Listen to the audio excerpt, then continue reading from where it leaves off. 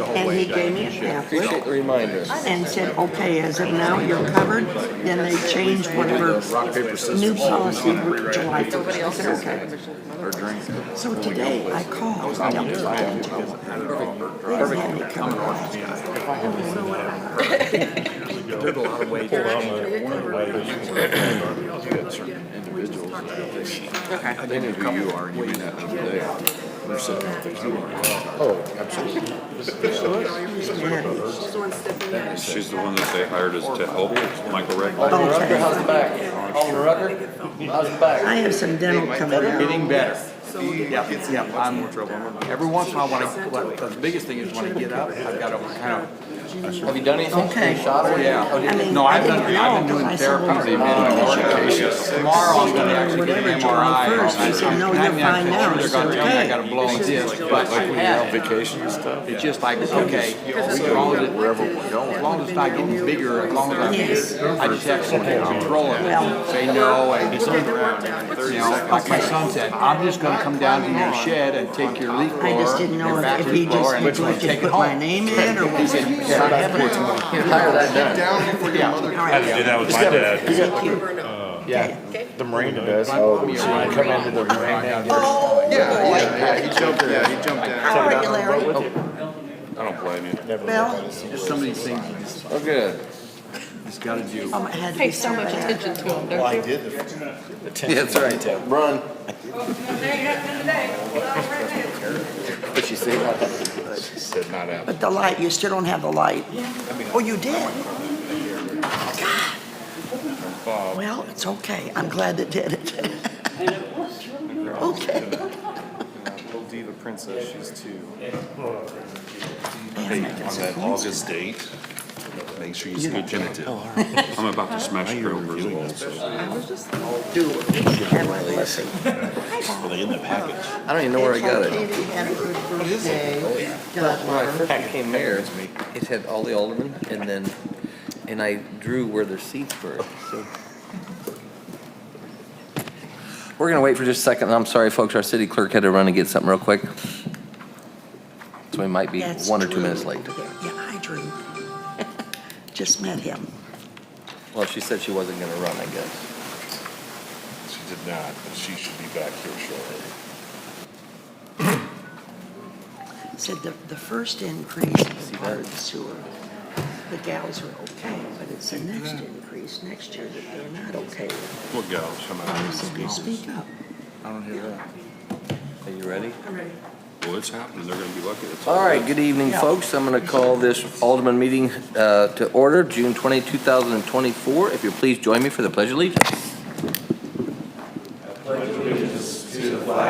Of the United States of America and to the republic for which it stands, one nation, under God, indivisible, with liberty and justice for all. All right, roll call, please. Alderman Osteen? Here. Alderman Monroe? Here. Alderman Ross? Yep, here. Alderman Rucker? Here. Alderman Barella? Here. Alderman Hoffman? Here. Mayor Robinson? Here.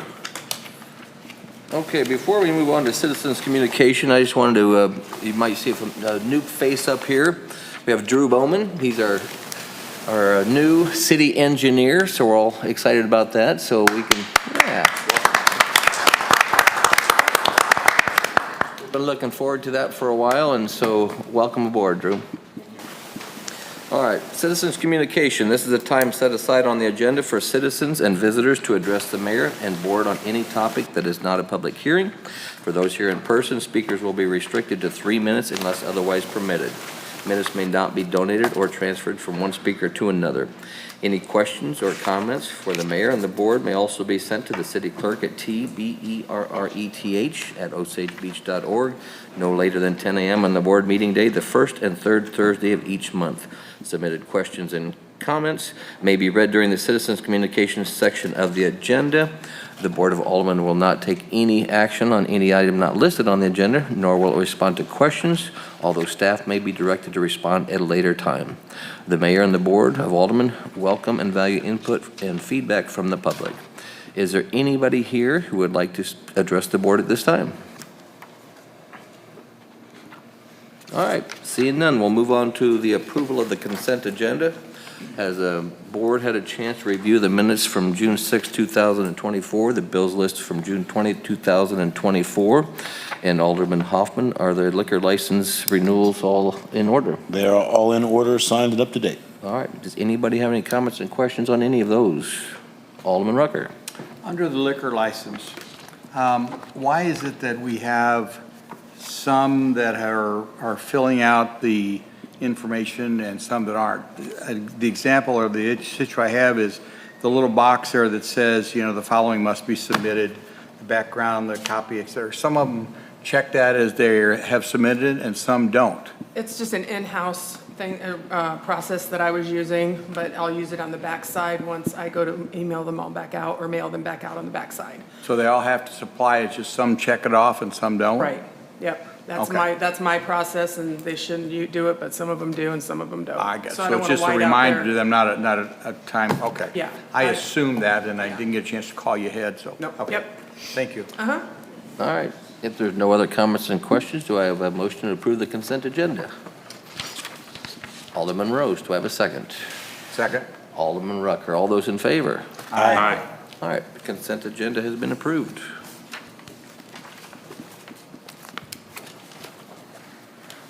All right, our first item of unfinished business is Bill 24-35. It's an ordinance of the City of Osage Beach, Missouri, authorizing the mayor to sign a contract with Capital Paving and Construction for the Osage Beach Parkway Extension Project for an amount not to exceed $498,284.30. This is the second reading. Assistant City Administrator Mike Welty, please.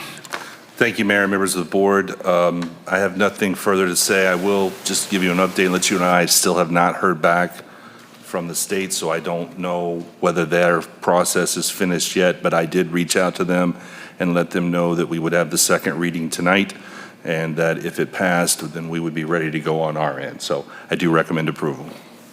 All right, the board have any comments or questions? Seeing none, do I have a motion to approve second reading? Motion approved. Alderman Ross, do I have a second? Second. Alderman Morose, roll call, please. Alderman Hoffman. Yes. Alderman Barella. Yes. Alderman Rucker. Yes. Alderman Ross. Yes. Alderman Morose. Yes. Alderman Osteen. Yes. All right, second reading is passed. Last item of unfinished business is Bill 24-36, an ordinance of the City of Osage Beach, Missouri, approving the extension of time to acquire certain property under the redevelopment agreement between the City of Osage Beach, Missouri and Lakeport Village LLC. This is the second reading. Any comments or questions from the board? Yes, Alderman Hoffman. Cole, I was just wondering if there's been any movement since in the last 2 weeks.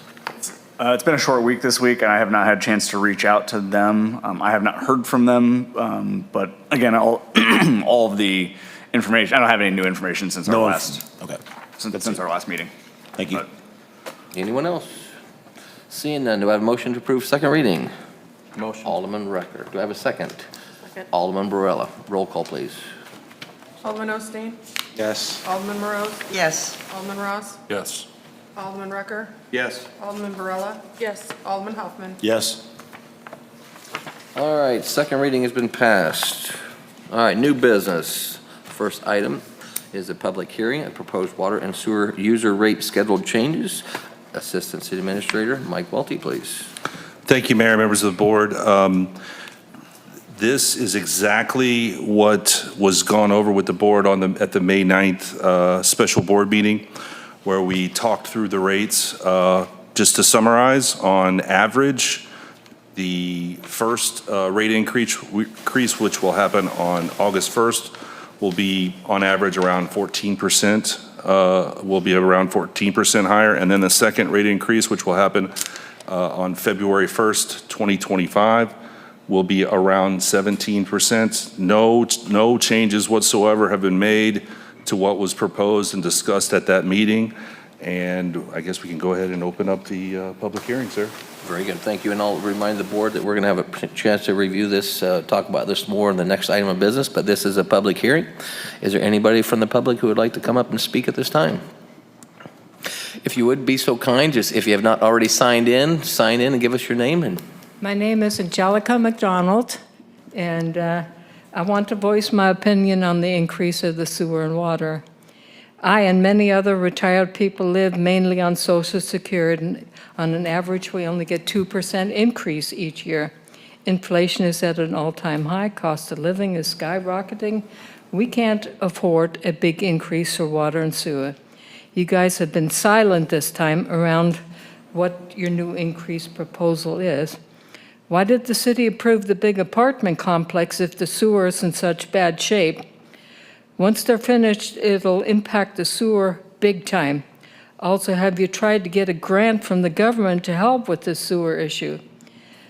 Us people that water the lawn during the summer months already get charged for sewer that is only going on the lawn.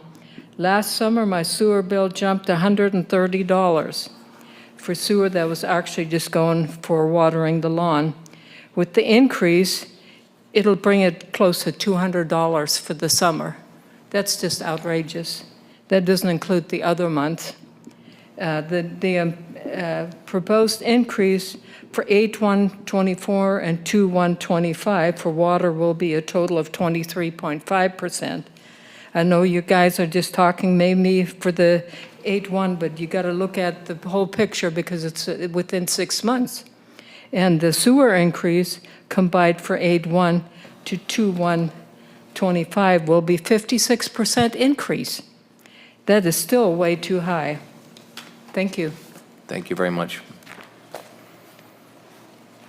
All right, is there anyone else who would like to come up and speak? Yes, you have the clock. I'm Jennifer, Quails Nest Motel. That's really misleading. If you're talking about 14% and 17%. I'm sorry. I'm sorry. You're okay. Did you sign in already? No. Oh, if you would be so kind. Okay. I think you're being misleading. 14 and 17%, that's a 31% increase. That'd be good, but it's looking like a whole lot more than that to me. I'm paying $750 now. The first increase raises it $210. Well, I'm not that fast, but that'd be $140 if you're talking about a 20% increase.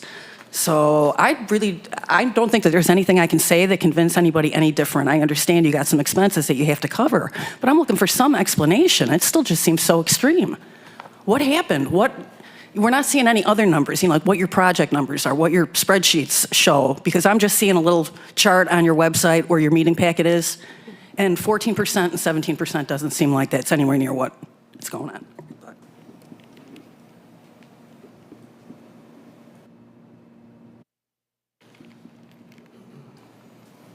That's all you can. All right, thank you very much. I'm sorry, what was your name? Maggie Schaefer. Thank you.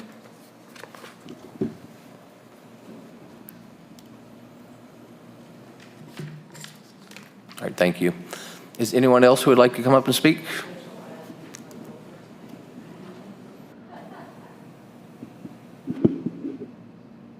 All right, last call. All right, seeing none, do I have a motion to approve, a motion to close the public hearing? Motion to close.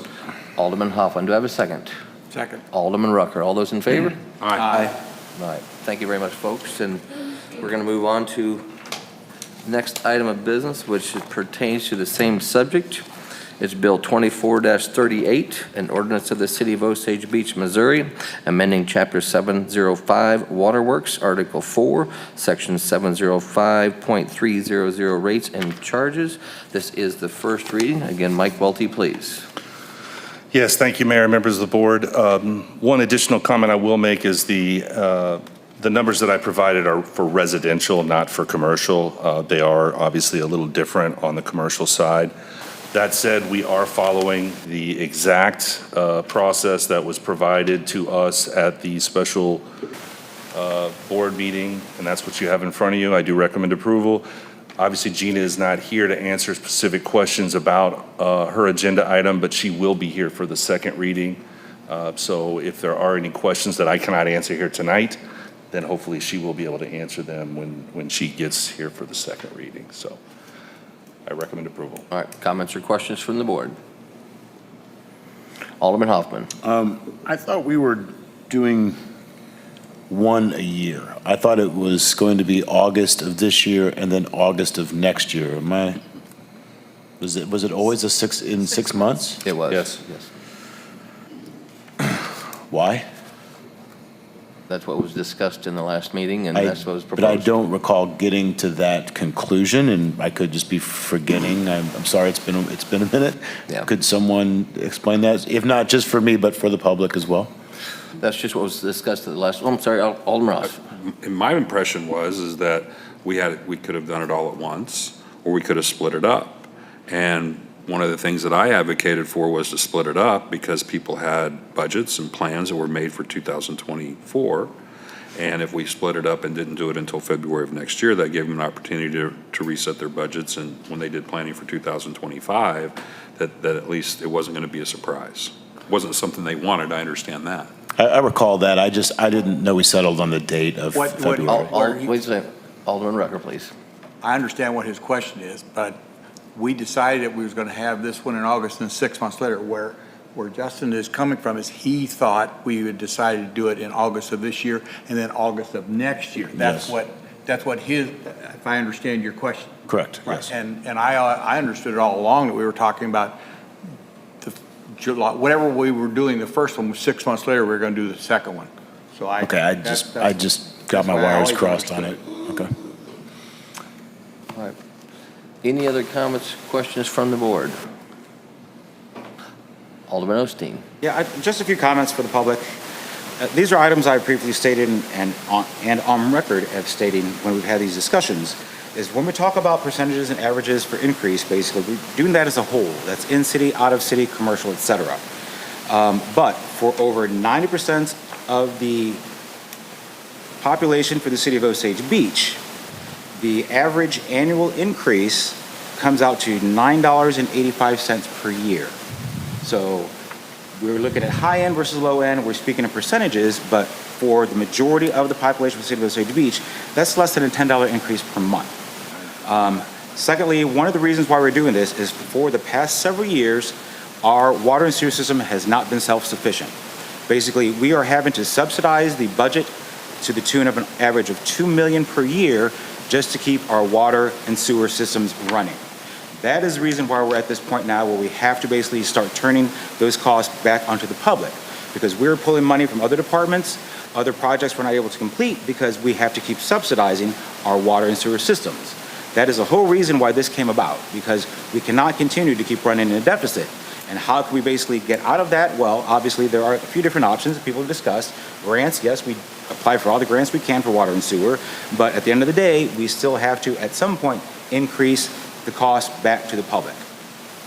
That's all. Once again, these are items that I have reiterated several times, that a lot of people keep talking about the increases, and yes, some of them it's going to affect more drastically, but for the average citizen, it is a minor increase.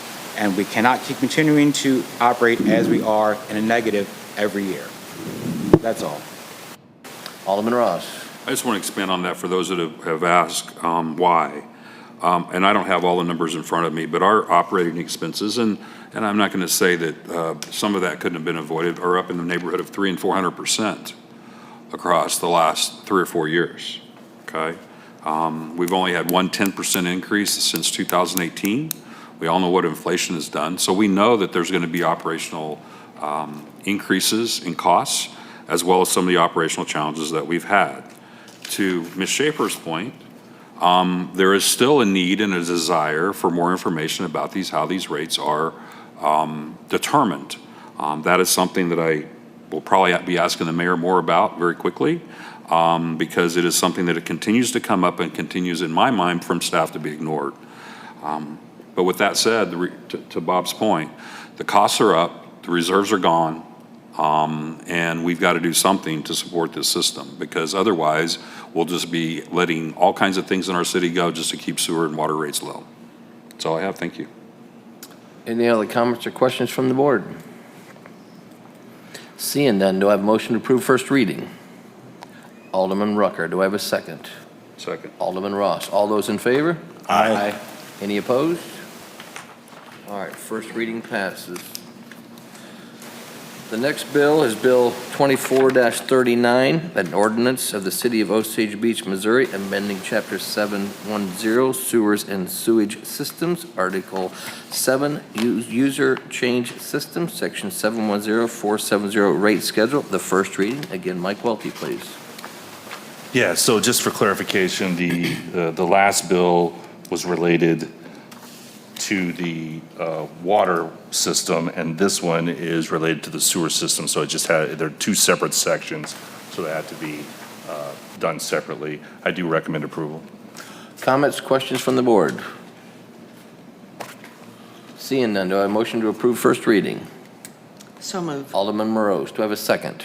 Second. Alderman Hoffman, all those in favor? Aye. Any opposed? All right, first reading passes. Next, we have a motion to appoint Gary Smith as municipal judge for the City of Osage Beach. City Attorney Cole Bradbury, please. Thank you, Mayor, members of the board. These next two agenda items are a pair. The first one is simply the mayor's appointment and the board's opportunity to provide its advice and consent to reappoint Judge Gary Smith as our municipal judge. He has been our municipal judge for, I believe, 8 years now? Since 2019. Okay, so 5 years now, I apologize. Since the retirement of Judge Washburn. He's done a wonderful job. He's here every other week. You're more than welcome to come sit for municipal court. It's usually dry, but occasionally entertaining.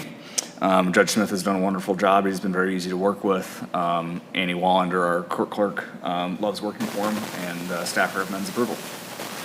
As I do, I worked with the judge for the last couple of years, and I think very valuable, and he's served the city well and a very good human being. So I just want to throw my 2 cents worth in. So any comments or questions on this motion? Seeing none, do I have a motion to approve? Motion approved. Alderman Ross. Second. Second, Alderman Morose. All those in favor? Aye. All right, motion passes. And I want to go back real quick to the citizens out there on the passage of the last two bills. The way it'll happen in 2 weeks from now, they'll do a second reading. The first reading is simply to move it forward to 2 more weeks. So in 2 more weeks will be the second reading. And if it passes that time, and then the rates will change accordingly. So. All right, next we have Bill 24-40, an ordinance of the City of Osage Beach, Missouri, authorizing the mayor to execute a service agreement with Gary L. Smith, ESQ, for municipal division judge. First reading. Cole Bradbury, please. Thank you, Mayor, members of the board. The first, the item we just passed was the formal appointment under the ordinances to give Judge Smith the power to, the authority to act as municipal judge. This is simply the contract to pay him. It does include a slight cost of living adjustment, and for what, I can assure you that for what he's being paid, it's a good deal for the city. So with that, staff recommends approval. Comments or questions from the board? Motion to approve. Motion to approve. Alderman Rucker, do I have a second? Second. Alderman Hoffman, all those in favor? Aye. All right. Bill 24-40 is passed. Next, we have a discussion on Osage Beach Road improvements and designs. Mike Welty, please. Thank you, Mayor, members of the board. With item G on the agenda, I thought it was prudent to invite Cochran Engineering to kind of walk you through some of the questions that had arisen related to the Osage Beach Road width and the sidewalk, and how we were talking about how it was designed to have the crosswalk and change that. So Dave Christensen is here, and I will invite him up right now. He's going to basically walk you through. Matt, if we could get the slides on, please. And then Dave, there's a clicker right there beside you. Right here. And I will turn it over to you, Dave. Thank you. Thank you very much. Everybody see okay? Okay, let's click the first one. There's that. Ty, give him a microphone so that he doesn't have to. Which one am I clicking? This one?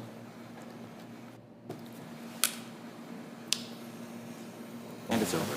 Turn it on.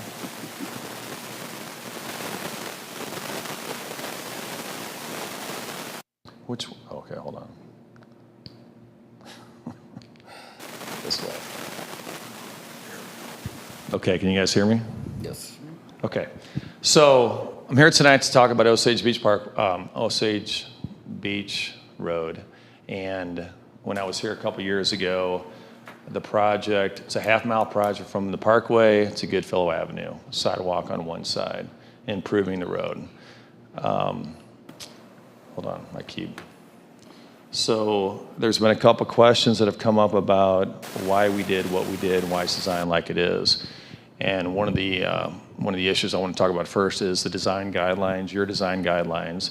So these are excerpts from your guidelines. Section 5 is regarding roads, and it establishes what to do to reconstruct roadways in Osage Beach. So it's got a couple bullet points there, just saying what I just said. So on page 1, right away, you want to establish what type of roadway it is. Is it an arterial collector or a local road?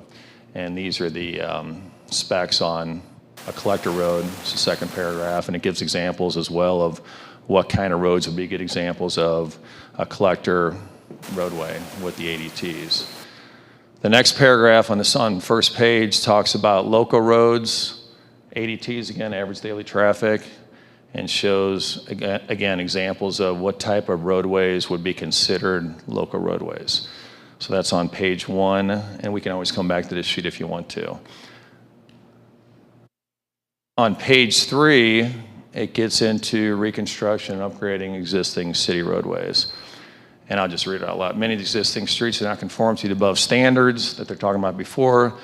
In many cases, there's inadequate right-of-way, man-made obstructions that preclude significant improvement to improve the roadways as we want to do it.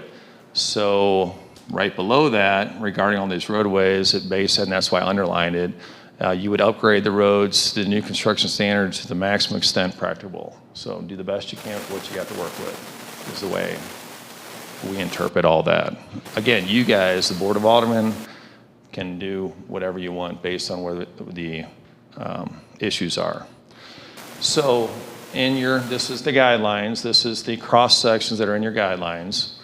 And this one talks about collector streets, 60-foot wide right-of-way, 60-foot wide right-of-way. It's basically 2 12-foot lanes with sidewalks on both sides, 27 feet face-to-face. That's the curb width, that's the pavement width. So with that 1.5 foot gutter section on both sides, 12 plus 12 is 24, plus 3 is 27. 27 feet face-to-face on a collector roadway with a 60-foot wide right-of-way. That's in your standards. A local road with over 1,500 cars a day, here's the spec on that one. Again, this is 60-foot wide right-of-way, and this one has sidewalk on the one side. It's 27 feet curb to curb, face to face for a local street with an ADT over 1,500. This is what you guys are showing. This is what you're wanting to do if you can. Again, 60-foot right-of-way, 60-foot right-of-way. The next details in your guidelines go to 40-foot wide right-of-way. 40-foot, local street, 400 ADT to 1,500 ADT. What it's showing here is 10-foot lanes, sidewalk on one side, 1.5 foot on the curb, so you get 10 plus 10 is 20, plus 3, 23 feet face-to-face, curb to curb. If it's that B one, remember that B paragraph we talked about, 400 to 1,500, that's what it's showing there. The next one, the last one, if there's hardly any traffic at all, less than 400 ADT, it gets even narrower. There's one with the sidewalk on it. This one's 21 feet curb to curb, very low volume traffic. So those are your details, okay, what you have in your guidelines. That's what we're working off of per those guidelines. In this case, Osage Beach Road has an existing 50-foot wide right-of-way. There is no detail for it. It's 50. You guys have 60s and 40s. This one's a 50. Getting ready for this meeting, now I've been out there a lot. I've been on that road a lot, and there's not much traffic. In my mind, there's very little traffic in my mind. Okay, but I'm not there on the weekend, so I don't know. In order to find out what's going on, I had cars counted this last week. And I was shocked to know that this weekend we had the ADT 1330, which was pretty high. I've also learned there was a lot of activity this week, so there was a lot of traffic out there. So I was just out there this evening, and there wasn't much traffic at all. Anyway, we're designating, we thought the road is a local road. That's the designation, is what it should be, based on the existing ADT. Even with the 1330, still less than 1,500, it should be a local road. So that's what we went that route. So since there's no 50-foot wide right-of-way, and again, the 60 has sidewalks on both sides, we're doing one on one side, we have existing 50. What we designed was 26 feet face-to-face with a 6-foot wide sidewalk. Fits in the 50. That's a very standard roadway. I've done many roadways like that. We work with MoDOT all the time, federal aid projects. Your standard actually is a 5-foot wide sidewalk, so I know where you're gonna ask me the question, well, why'd you guys do 6? And we did 6 because it just works better with the mailboxes. You got 7 mailboxes that we're gonna have to deal with, and I didn't bring a picture to show you. I did one in Hillsborough, I don't know, maybe 20 years ago with a 5-foot wide sidewalk with mailboxes. It's still there. It's not that great. We do 6-foot now. We work with MoDOT. They pretty much require us to do 6-foot wide sidewalks alongside curbs. You guys say 5. Again, it's your guidelines. In this case, we went a little bit wider. And we went 26 face-to-face on the curb. Again, 50-foot wide right-of-way. We're working with grades. You're trying to keep it within. You're not trying to get off the right-of-way to make it fit. So that's what we did. So the question on the table is, why didn't we, if you want it to be designated collector, if you want it to be 27 feet wide, face-to-face, we can do that very easily. All we have to do is reduce the sidewalk from 6 to 5. Doesn't change a thing. It does add a little bit of cost, and I show that right here what it is. The little bit of what we call the widening and infill is $10.74 a square foot. Take out the sidewalk, we want to do that. The difference on your project would be, if we want to go that route, $10,000. Again, that's all based on unit prices. That would be a change order. But if we decide that that's what it is, I mean, that's just not even additional cost. That's just what it would be if you guys want to do that. So that's that. That's this issue on that. I have more to talk about regarding the sidewalk, and then we can Q&A after that. So let me just go on to the sidewalk issue. So on the sidewalk issue, and I'll get to the crosswalk in a second, but we very early on, pretty much just looking at it, the sidewalk needs to be on the southwest side. Because it's the high side of the road, the grades are gonna work better with everything. I put the libraries on that side. We gotta pick a side. We picked the southwest side. It makes the most sense. This next slide, I have it detailed here. There's many issues with the northeast side, many issues. Number one, I mean, there's steeper crossings at all. If you put an ADA compliant sidewalk alongside the northeast side, you're gonna have steeper grades everywhere on the driveways.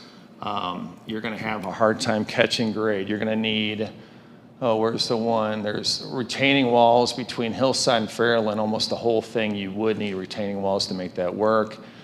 I could talk more about this. The homes are closer on the northeast side than the other side. I have some pictures here, not to beat it to death, but you can see this distance is 25 feet at Goodfellow. This is 40. There's more room on the southwest side. Another picture, there's more landscaping also on the northeast side, the downhill side. There's a ditch already in here that we're gonna get rid of because of the sidewalk on this side. So to us, without question, the southwest side is the way to go. Perfect, no problem, right? There is a problem. We get to the Relieve Dance Studio. It's a big problem. The slope back here is 15%, the slope here is 18%. This is very steep already. It's very steep. If we put a ADA compliant sidewalk through here, we're gonna have to rebuild everything, and it's still gonna be terrible. Cars are gonna scrape, it's gonna be a problem. Well, in the very beginning, we knew this, is that I know that about a year ago or a year and a half ago, you guys, or the studio, the dance studio, requested you guys to put in a crosswalk for them because they park across the street anyway. So to us, and I guess everybody working on the project and talking about it, this is perfect because let's just cross the street there, avoid messing with that parking lot. Let's cross the street. They want a crosswalk anyway. Let's cross there and then just take the sidewalk out to the parkway. What this is showing here really is, here's Goodfellow up here. We got the sidewalk on the southwest side, you know what, 3/4 of the way at least down to the dance studio, cross it here. The grades actually, I was just out there again today looking at it. We have some shoulder here. The sidewalk actually works a lot better on that side for this little section anyway. So that's what we designed and that's the project. If you're asking the question, what does it cost to put the sidewalk down here back on the southwest side?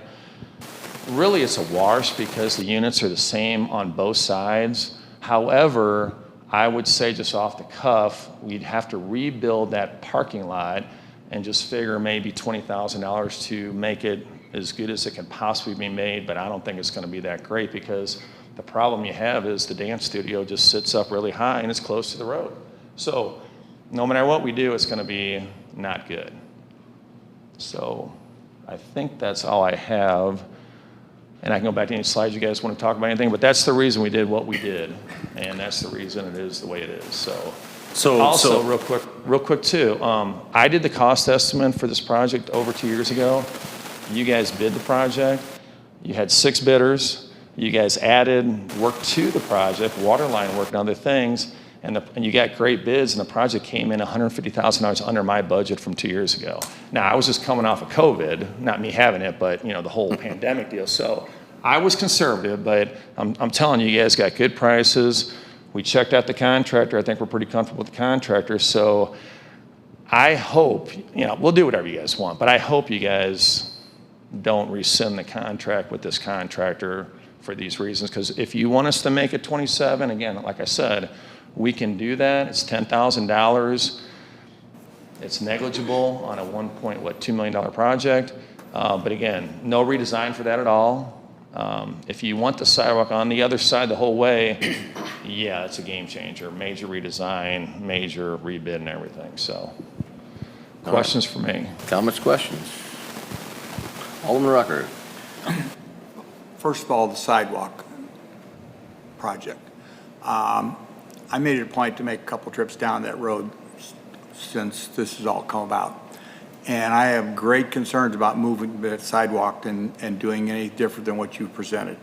One of the reasons is the fact is what you had mentioned, but something else that you have not mentioned and maybe aren't aware of, but they double park on that parking lot.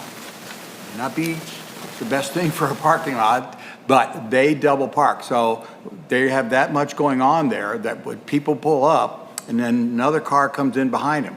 If we do this sidewalk on that side of the road, number one, they're going to not be able to double park. And if they do double park, they're going to be they're going to be parking their car over the top of that sidewalk. Plus, like you said, that angle is going to be extremely challenging. I don't have any difficulty at all with supporting this project with the sidewalk way it is projected. I realize it's one way across the street and going over, but hey, we've got a terrain in this area that we've had to deal with, and it's just something that works out, and I think that's great to do it that way and give them a crosswalk for them to cross over for the cars that are parking on the other side of the street as well. So as far as the sidewalk project goes, I say leave it alone. As far as the road width, we discussed this not in detail, but at last year and agreed upon that. And so I don't know why that's coming about now after we're at this point of the game. I don't know why it wasn't discussed when it was given to us many, many months ago, and now we're going to be, well, now we're at this stage of the game. I don't understand it. I think that what has been designed is appropriate. I understand the reasons that you've made it. We're still within our guidelines.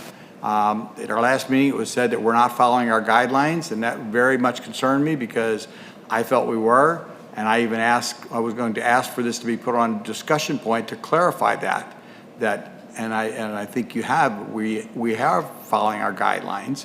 We are following what our ordinance says. We're not making other people do something different than us. So, again, we're well within it. Is it worth the $10,000 to do that? Again, I don't have any problem with the project the way it is. I don't have any problem with maintaining everything the way it is, leaving the road the way it's been designed, and moving forward with this project and getting going. That's my words. All right. Other comments or questions? Alderman Hoffman. So I guess I half agree with you. It seems that your plan for on the north side makes a lot of sense. I think it makes more sense to continue it all the way down on that side. Because you just said that there was a lot of grade by the studio, which is why you wanted it on the north side. Well, that grade continues all the way up that hill. And then from there, you get 7 houses, where on the other side, you brought up that one house is close, but there's only 2 houses down there. So if you take it all the way down that side, you're only impeding on 2 mailboxes instead of 7. And again, that grade is like that all the way up to the top of that hill. So I just don't understand why you wouldn't run that all the way down the same side. All the way down. The north side. This north side. Correct. So, I gotta go back, I'll leave that there in the 2 streets. It's catching grade on the downhill side, it's a huge problem. When it's on a ridge like that, it's way easier to put your flat spot uphill, because if you put it down, then you gotta catch grade. And there's homes there, there's already steep road drives here. And when you start doing that, you gotta catch your grade. And again, we got 50 feet of right of way. It's not a lot of right of way to catch your grade with. You gotta put retaining walls. It can be done. Those To make the roadway steeper, I don't recommend it at all, unless there was other reasons. You do have, again, for small things, landscaping. You have the house, the home's closer. They are closer, and again, it's only 2, and you're right. If there's only 2 mailboxes on that side, there's 7 on the other. Okay. It's not all about that. It's more about the cost. And I can just tell you, I was talking to Karen, and he was thinking $150,000 just for the retaining walls between 2 roadways. Where are you proposing these retaining walls would be? The retaining walls would be between, and I'm not proposing, I'm saying that if we design it on that side. Because those 2 undeveloped parcels are fairly flat. Between Hillside and Fairland. He's thinking when you're retaining walls all the way through. Can you point it out with a prompter as to where those are, that you would need to? It's either, let's see it. I believe it's that first parcel. This one and this one. Yeah, it's that first parcel right there. Okay, so we've worked in many rough spots, and we've done retaining walls again. We can design it that way. It's possible. I'm not telling you it's not. I will tell you, you're gonna need additional construction easements on that side. Now, I'm telling you, it's gonna cost a lot more money to do it. I'm not saying it can't be done. I am saying that it's gonna be, those streets coming in are gonna be steeper, and everything's gonna be steeper. There's a lot of negatives doing it that way. And again, it's your guys' call. I would not recommend that at all. Well, I know that first parcel is steeper because it's steeper on the other side too. And that grade on the south side is steep all the way up to the top of the hill. And that second undeveloped parcel, I just drove it. It's flat.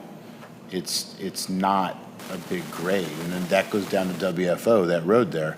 So again, I look at that as, can we get what that cost is going to be? Because I look at it as we're impeding on 7 houses rather than 2. And we're making people cross traffic when I just don't think you need to. It looks to me like it makes a lot, even if it costs a little more money, it looks like to me it makes more sense to run it down one side of the road. So that's just my 2 cents. I'd like to at least know how much it costs to do it that way. Okay, the only way to know the exact numbers would be to redesign and rebid it. Now, I can estimate it for you, which I'm doing for you right now. I'm running it right now. My estimate, I'm the one who did it before, and I'm gonna do it again, working with my engineers. We're talking $150,000 just on retaining walls alone. We're not even talking about acquiring additional right-of-way or easements or whatever else we're going to do on this side or that side. It's gonna be a lot. It's gonna be, I'll just, at least 150, 200, 250, I don't know. Mike Welty. Dave, tell me real quick, in general terms, when you design a sidewalk, do you want to put it on the high side of the road or the low side of the road? Every time. Every time. And the high side of the road in this situation is the south. It's the south, what I'm calling the southwest side. It's the side that the 2/3 of the sidewalk is designed on currently. Right, Yeah, but okay. but we're making an exception for the high side for the first 1/3 of it, correct? Right, because of the terrain issues that we ran into once we got to the dance studio. The simple fact of the matter here is that if we were to continue down that side with the sidewalk, we would have to, as Dave said, basically rebuild their parking lot for them.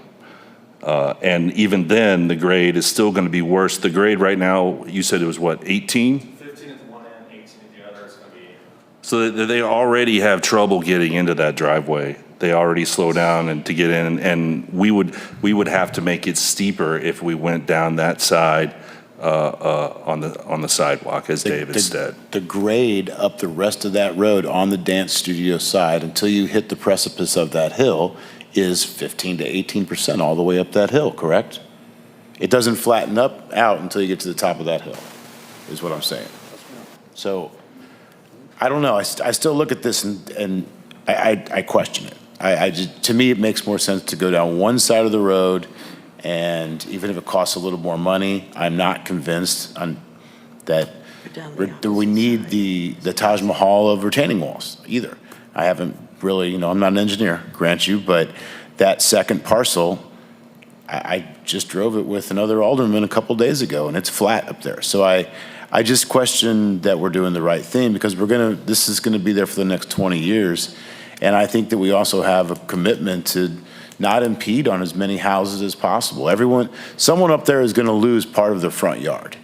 And people tend not to like to lose their yards and their driveways. So to me, I'd rather 2 people lose their front yard than 7. So I think we just should take a look at this. To me, I still think it's better on the other side, even with the cost. Any other comments or questions? Alderman Rose. First of all, I'm curious of the demand. I'm all in favor of improving roads and all in favor of sidewalks, but I'm curious on that road of how much in the need would a sidewalk be? And if we're going to put a sidewalk in, why not put it past the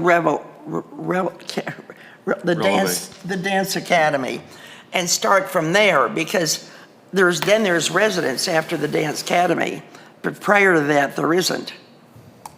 I'm just saying, I'm all for putting sidewalks in, but there's a need, and if there's only going to be a couple people walking every day, whatever, that's my point. If you put in sidewalks. I'm sorry? If you put in sidewalks, Alderman Rose, more people will walk. Sidewalks. So you think that would entice him to walk? Absolutely. Okay. Sidewalks are about intermodal transportation. We don't have the safest intermodal transportation community. What we do have, though, is very few opportunities where we can get a sidewalk along, a road like Osage Beach Road and link it to highway. Almost call it highway. Osage Beach Parkway. I've been here long enough. Yeah. Well, okay, I see your point, Yeah, Carrie. it definitely is something that, the community should be very much in support of, sidewalks from our residential areas to our business areas. So- This gives us a great opportunity. Okay, so then I'll go back, why not put it past the dance academy? Where there'd be more residents there? Phyllis, it goes all the way down to Goodfellow. I'm sorry? It covers the whole project. It covers the whole project. Would you repeat that? It connects the parkway to Goodfellow. It's continuous from the parkway all the way up. I understand. Yeah. But why start from the parkway? I'm saying start past the dance academy. To connect it to the parkway sidewalk. Because that defeats the purpose of the sidewalk master plan we discussed several years ago. Okay. I'm basically making all of our side streets, feeder streets with sidewalks into the main artery, which is Okay. the parkway. If we right. just do part of the sidewalk, that defeats the purpose. Just like, think about the sidewalks we have currently down Dude Ranch. Okay. Really, what All are right, the purposes I of those? confess. Forget it. That didn't connect, that doesn't connect that part All of right, the we community need, to hey, the main folks, we need to feeder. have order here. Seriously, we got conversations here. Sorry. Please, okay. Okay, that's All fine. right, anything else, Alderman Rose? No, I think I've said my piece. Okay. Thank you. All right, Alderman Ross.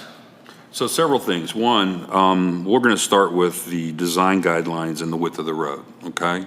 How much right-of-way did we have on Beach Drive? I don't know. Okay, anybody else know by chance? Well, the new beach drive, we have Yes. 40 feet. We had 40 foot? Okay.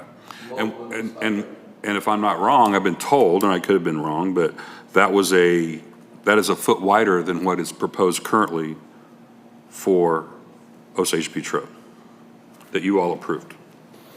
And that you all, I was told you all demanded because it met our guidelines. That's correct. Okay. So therein lies where my concern is on the design, the width of the road, is because, yes, I know that as a board, we can do whatever we want, all right? But when we ask developer X over here in a 40-foot right-of-way to put I may have the numbers wrong, but I'm 1 foot off, 27-foot wide road in, and then we walk down the street and we got a 50-foot right-of-way, which is 10 foot wider, and we say, well, we can just do it a foot narrower and we can save some money or it'll make it easier for us. I don't care for that standard, to be quite honest with you. No, that's not you. I don't know. You all, by the way. Right, okay? And so just for clarity, that's from a design guideline standpoint, therein lies my concern, okay? Where we have the opportunity, and I realize we may one of these days do a road that is 28 foot of right-of-way, okay? And we probably don't have a design guideline for that, and we will have to make puts and calls and choices, okay? But I don't see the need to make that difference here. I haven't found the compelling reason other than we can, and it makes it easier for us. That's not the compelling reason to deviate from a design guideline in my mind, okay? Secondly, talked about traffic. Can we stop at this, Yeah. with that question? Alderman Rucker. I'm a little confused, if you don't mind, Richard. Which is the road you're saying that we made them?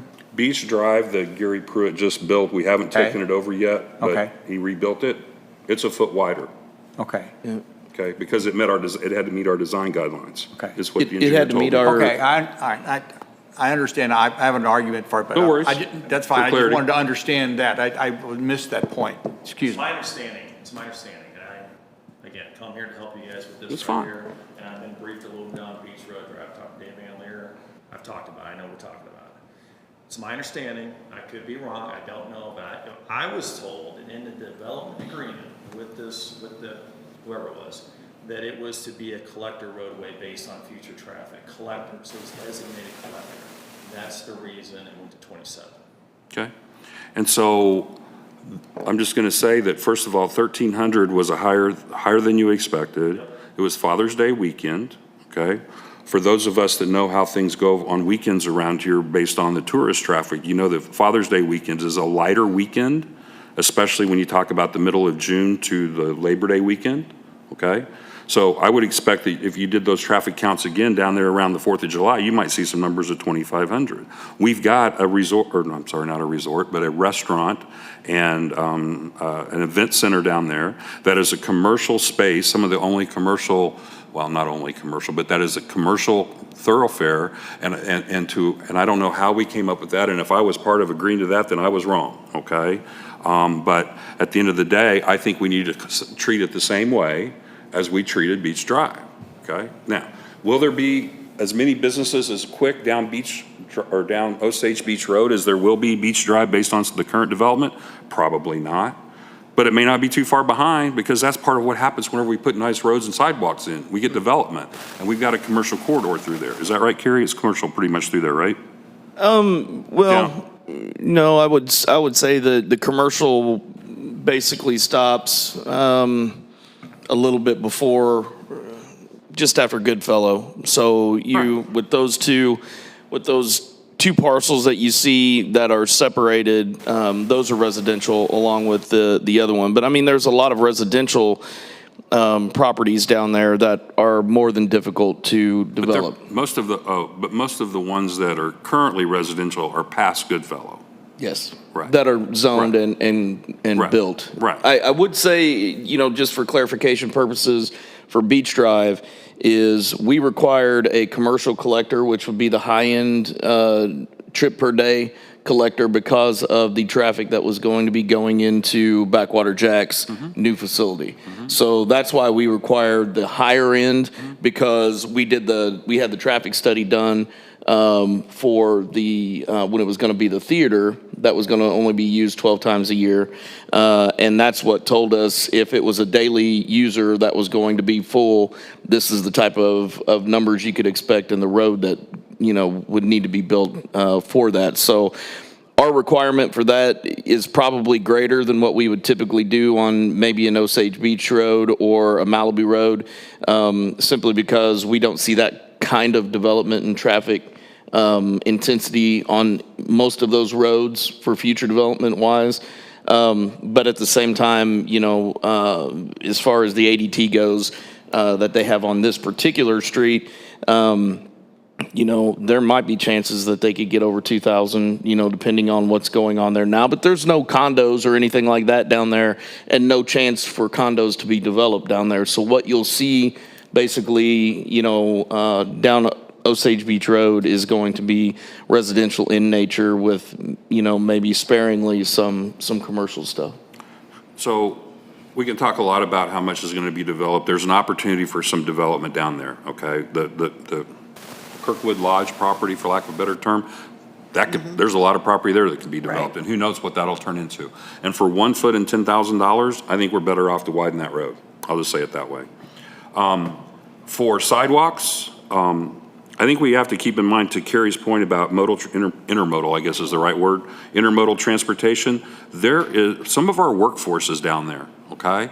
It goes towards Walmart or up that way. It goes, when the outlet mall was there, I think there was a lot, because I remember years ago, Penny Lyons asking for sidewalks on Osage Beach Road because people live down that way.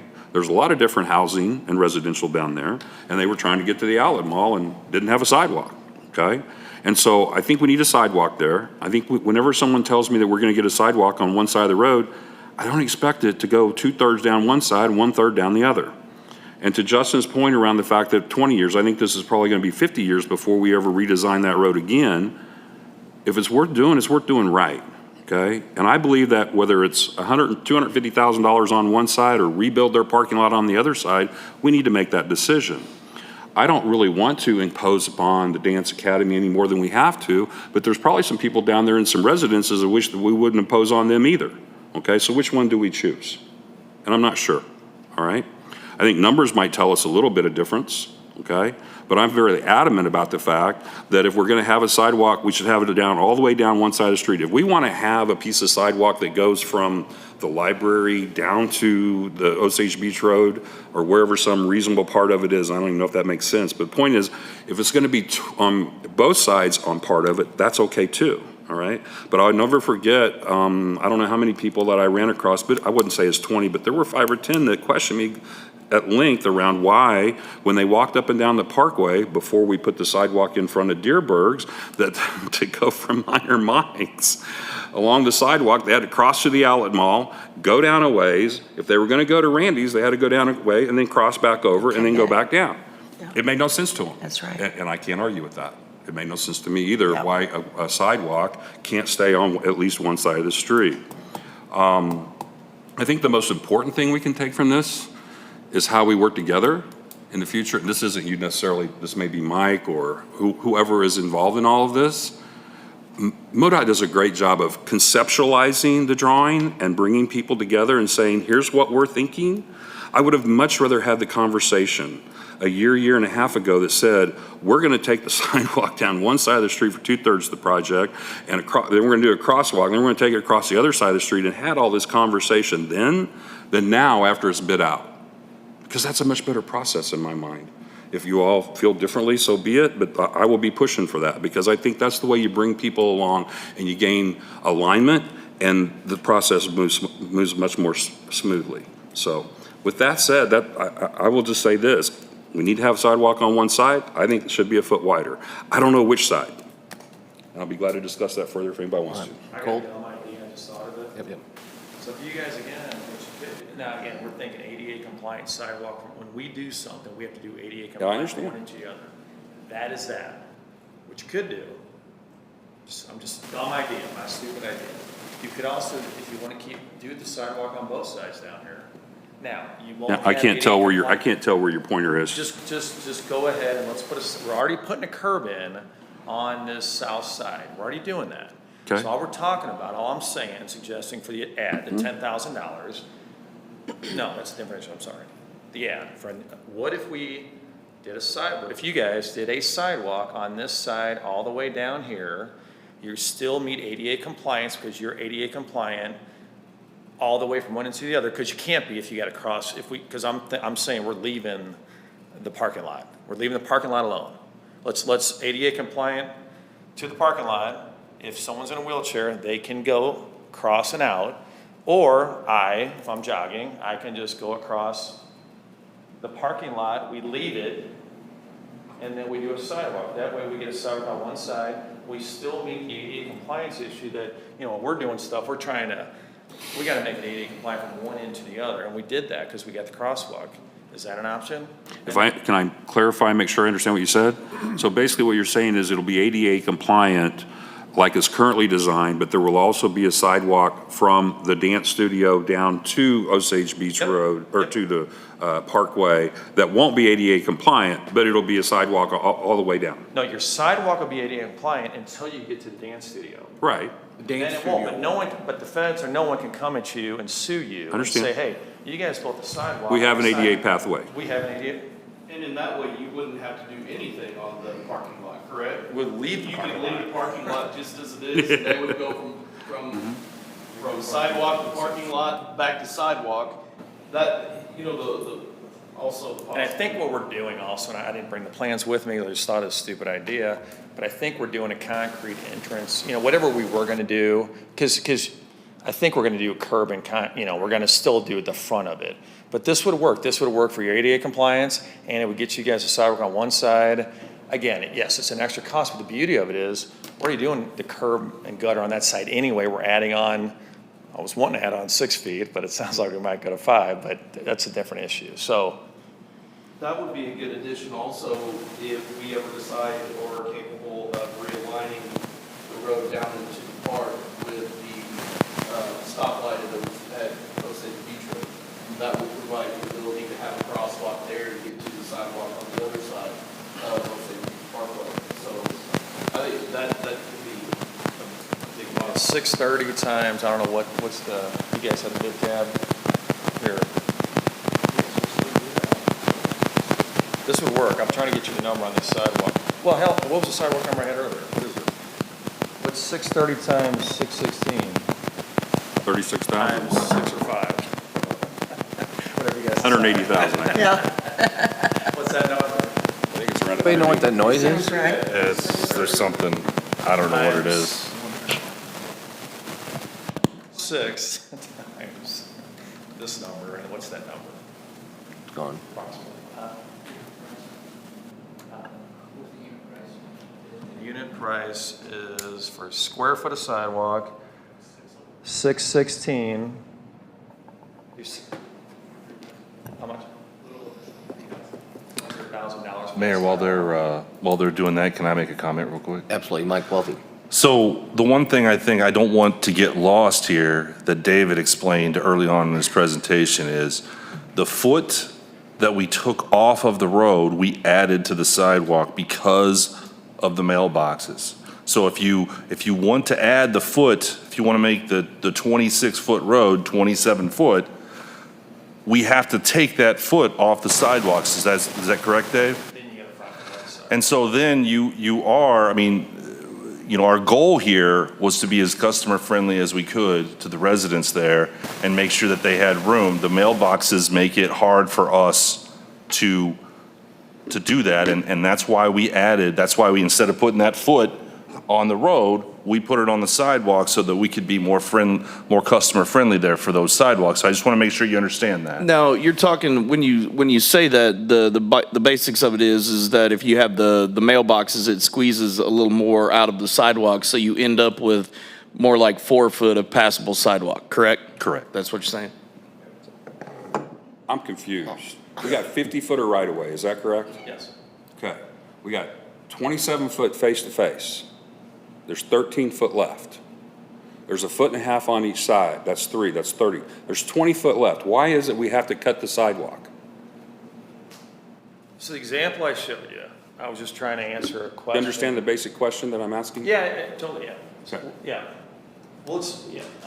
You're asking why. I was just saying, if we can change anything, Exactly. an easy change from 26 to 27, the easy change, no design change, no grading change, no nothing changes, is we just take and add.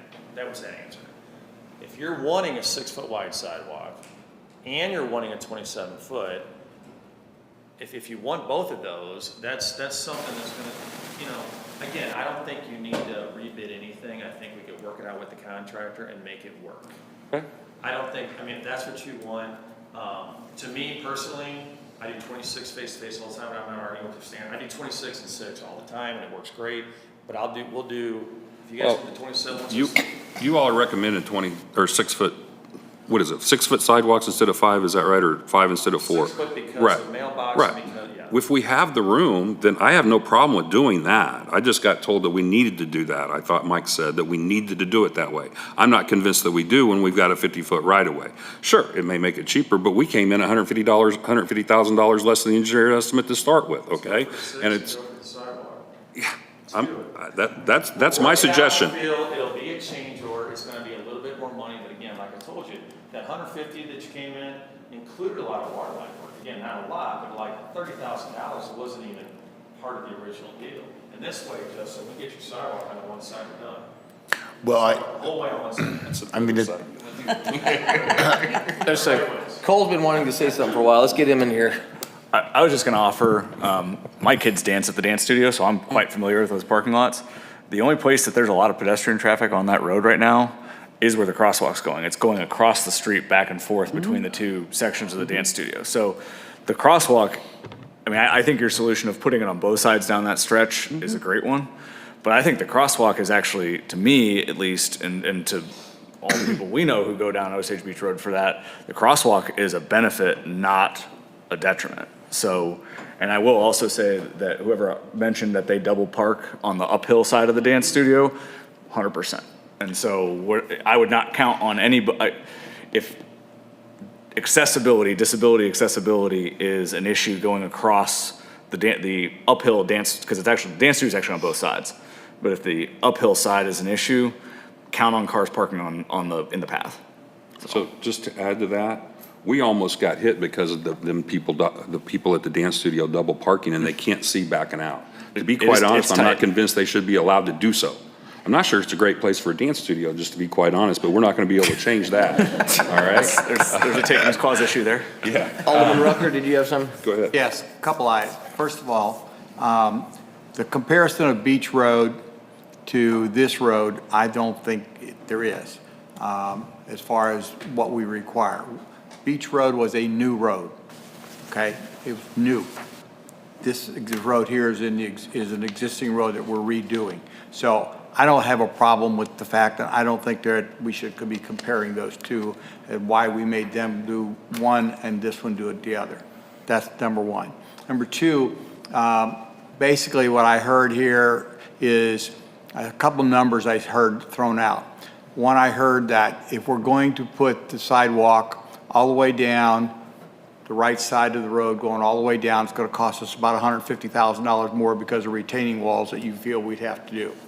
Okay? I just heard the solution for that, even though I'm still not convinced we have to, but in order to get some support, that if we put it down both sides of the road for that first little section, we're talking about $28,000 more, give or take a little bit, about. So that's a much cheaper way to get the issue solved of those that feel that it has to go down one side of the road. Thirdly, if we really feel that strongly, then folks, let's get it in our ordinance guidelines that it has to be down one side of the road. You know, Richard, you said you feel very strongly about that.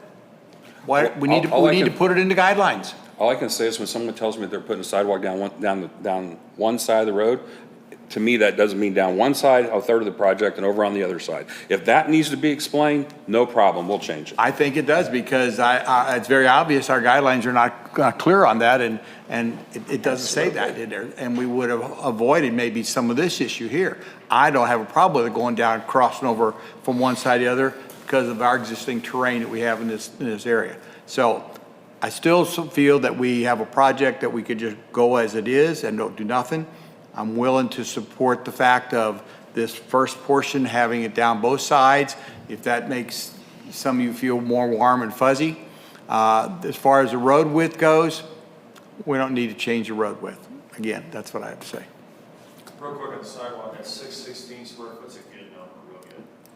That's What's a great that? Sidewalk number, if you're gonna get sidewalk, the 616 square foot, Oh. it's a good number. I mean, I've It's seen a lot reasonable higher cheap, numbers, that's it's a good cheap deal. number. It's a cheap number. It's- Alderman Hoffman, that's yes, sir? fine. That's a good, take it, yeah. So, yeah, this is a better compromise, I guess is one way to say it. I do like the putting it down both sides. I do think putting the crosswalk in at the dance studio should happen either way. You know, that's just a public safety issue at this point. But again, I'm going to point out, again, whether it is $150,000 more, this is for the next 20 years of this road, and I see all the commercial property, all the foot traffic coming from one side. You've got 3 boat rental places down there, you've got a restaurant down there, you've got a resort down there, you've got property at the back of that cove, which is likely to get developed at some point, and all of your foot traffic is going to be coming from one side. What's the point of having them cross the road? And to support these businesses, you end up taking away the land from the 7 houses rather than the 2 houses. I still think, looking at this, it just makes more sense optically to me to put it on the right. But if the compromise ends up being that, so that we do have a sidewalk that's continuous on one side, that's at least better than this. But I really think we should take time to think about this, the solution for the next 20 years, and not just the solution for the traffic this season. Any other comments or questions? This is a discussion item. Bob Osteen, you don't want to say anything? No, I'm biting my tongue on this one. All right.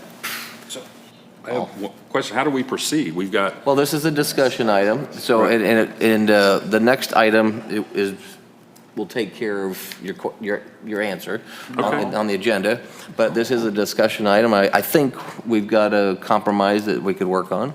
Don't you agree, Mr. Welty? Yes, and I'll make a comment Yes. at the beginning of the next Okay. agenda item, and we'll see where we go with that. All right.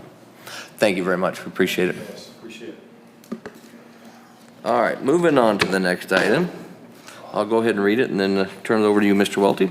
Bill 24-41, an ordinance of the City of Osage Beach, Missouri, repealing ordinance 24-34 contract with Logan Excavating LLC, first reading. Assistant City Administrator Mike Welty, please.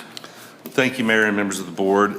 Based upon the discussion that we had here around whether or not to repeal this ordinance, I think we've come to a compromise. And therefore, if this particular bill does not have a first or a second, I think it dies and we can move forward. Is that not right? No, this is actually rescinding it. So we'll go ahead and read it and we can rescind it and then we can do your, yes. But the idea here is that we will work with Cochran Right. to Redesign. make the compromise that was just discussed. And it can be done via change order in this That could- contract, so we don't need to. It can be done via change order in this Okay. contract, so we do Very not good. have to rescind it unless the board sees fit to do so. Okay. So I do not recommend approval. of- So of meaning this. if nobody approves for first reading, then it will die here. So, Alderman Rucker, So somebody has to make a, so somebody has to, no, yeah, Tara's right. Make a motion to approve it. I understand. I understand. We still have questions, so. Alderman I Rucker. just want to get clarified so we can move forward on what we have agreed upon, or what we're going to say that we want done. Well, the discussion item, I think we all know, was that it sounds like the compromise was to keep it as designed, adding the extra sidewalk on the other side for that little section you're talking about. My understanding, that's been the compromise. And the 27, and the 24 That's why I want to get clear. That's why I want to get clear. And going 27, there's three things. Yeah. We're gonna make that happen. And that can be done Run by via- those three, say those three things one more time. We're gonna work with the contractor. It will be a change order on some things, and it's all quantity based. It's all, you guys got good prices on Right. these units. Three things. We're gonna add the sidewalk on the one side from the Dancio down. We're going to widen the pavement to get the 27 face to face and keep the 6 foot wide sidewalk. Right, and 6 foot wide. Keep the 6, Right. you guys got that?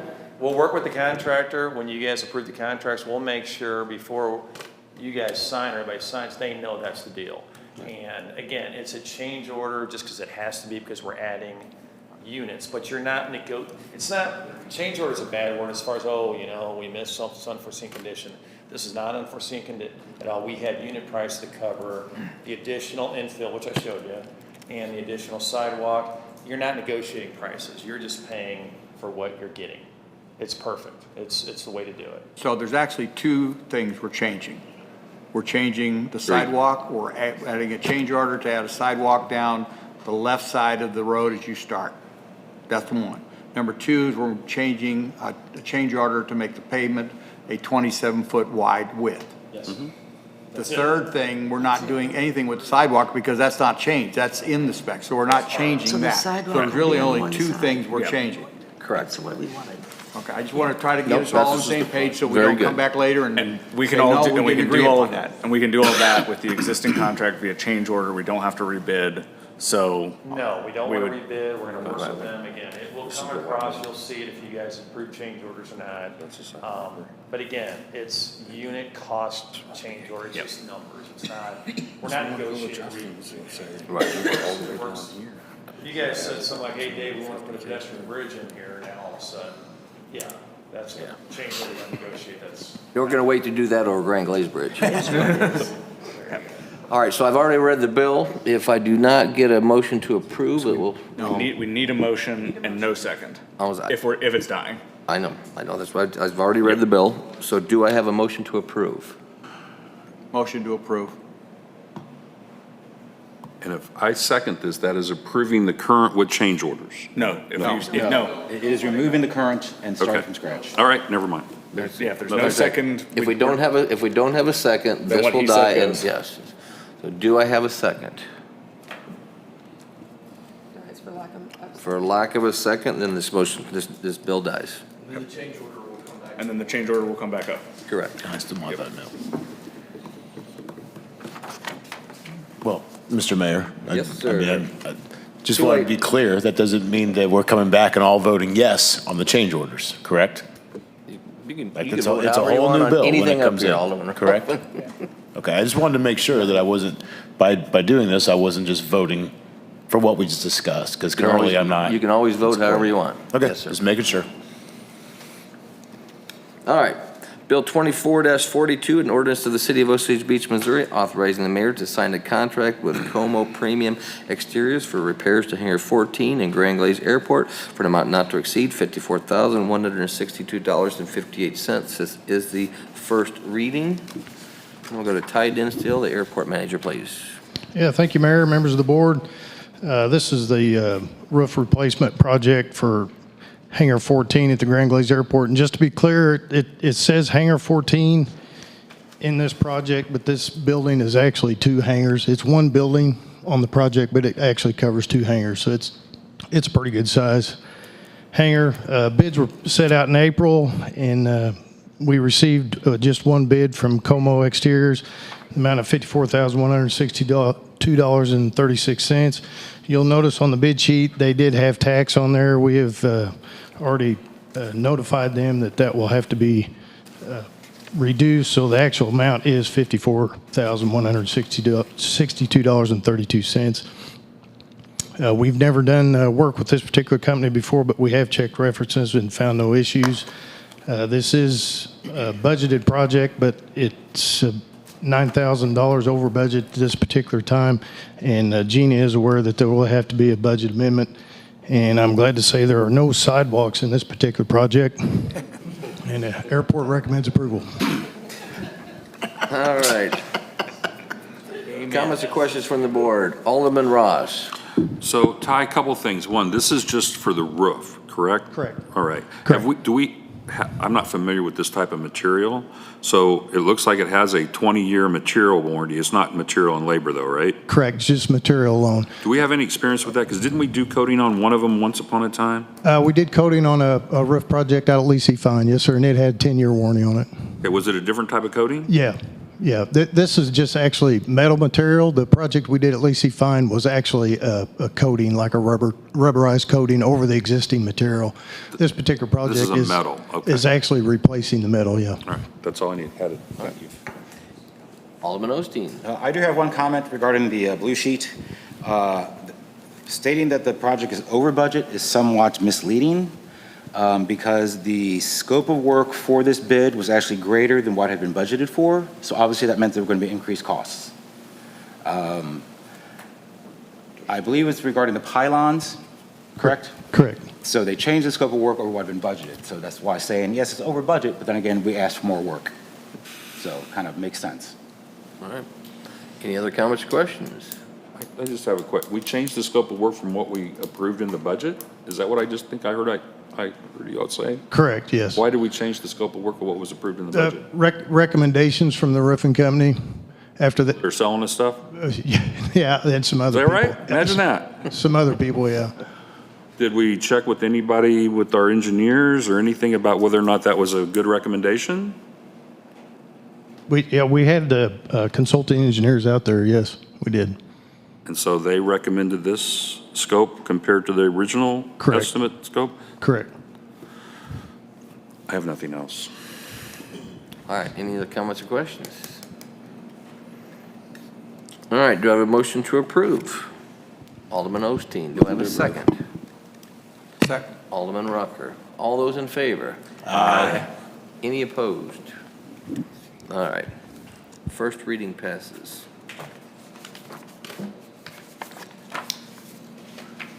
Next, we have a motion to approve the purchase of new high-power mobile generator from Aesthetic Electric for amount not to exceed $122,372. Public Works Operations Manager Zach Wilbur, please. Thank you. Mayor, members of the board, we're looking for approval to purchase a new mobile generator. We currently do not have one. It would be a first for us. It pretty much is an emergency purpose. This will power the wells if we lose power, power sewer stations if we lose power where applicable. It is a 211 kilowatt. Bids were opened on 5/4. It has selector switches to select through single phase or three-phase power, so there is a wide range of applications you can use it for.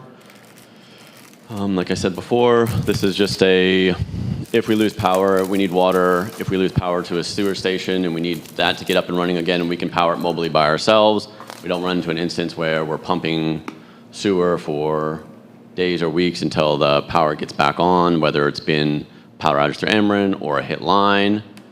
Currently, we have started speccing out the new sewer panels to come with transfer switches, so we can do this in the future, whether we have this or we have to rent one. I will take any further questions. I do recommend approval. All right, comments from the board, questions? Alderman Hoffman. Oh, Alderman Rose. Zach, I just see the two bids on this aesthetics, if that's the way you pronounce it, Scott's Concrete, that is even more reasonable. What's the deal with that? Yes, ma'am. So Scott's Concrete did come in as the low bid. The unit is older, but there was only 7 hours on it.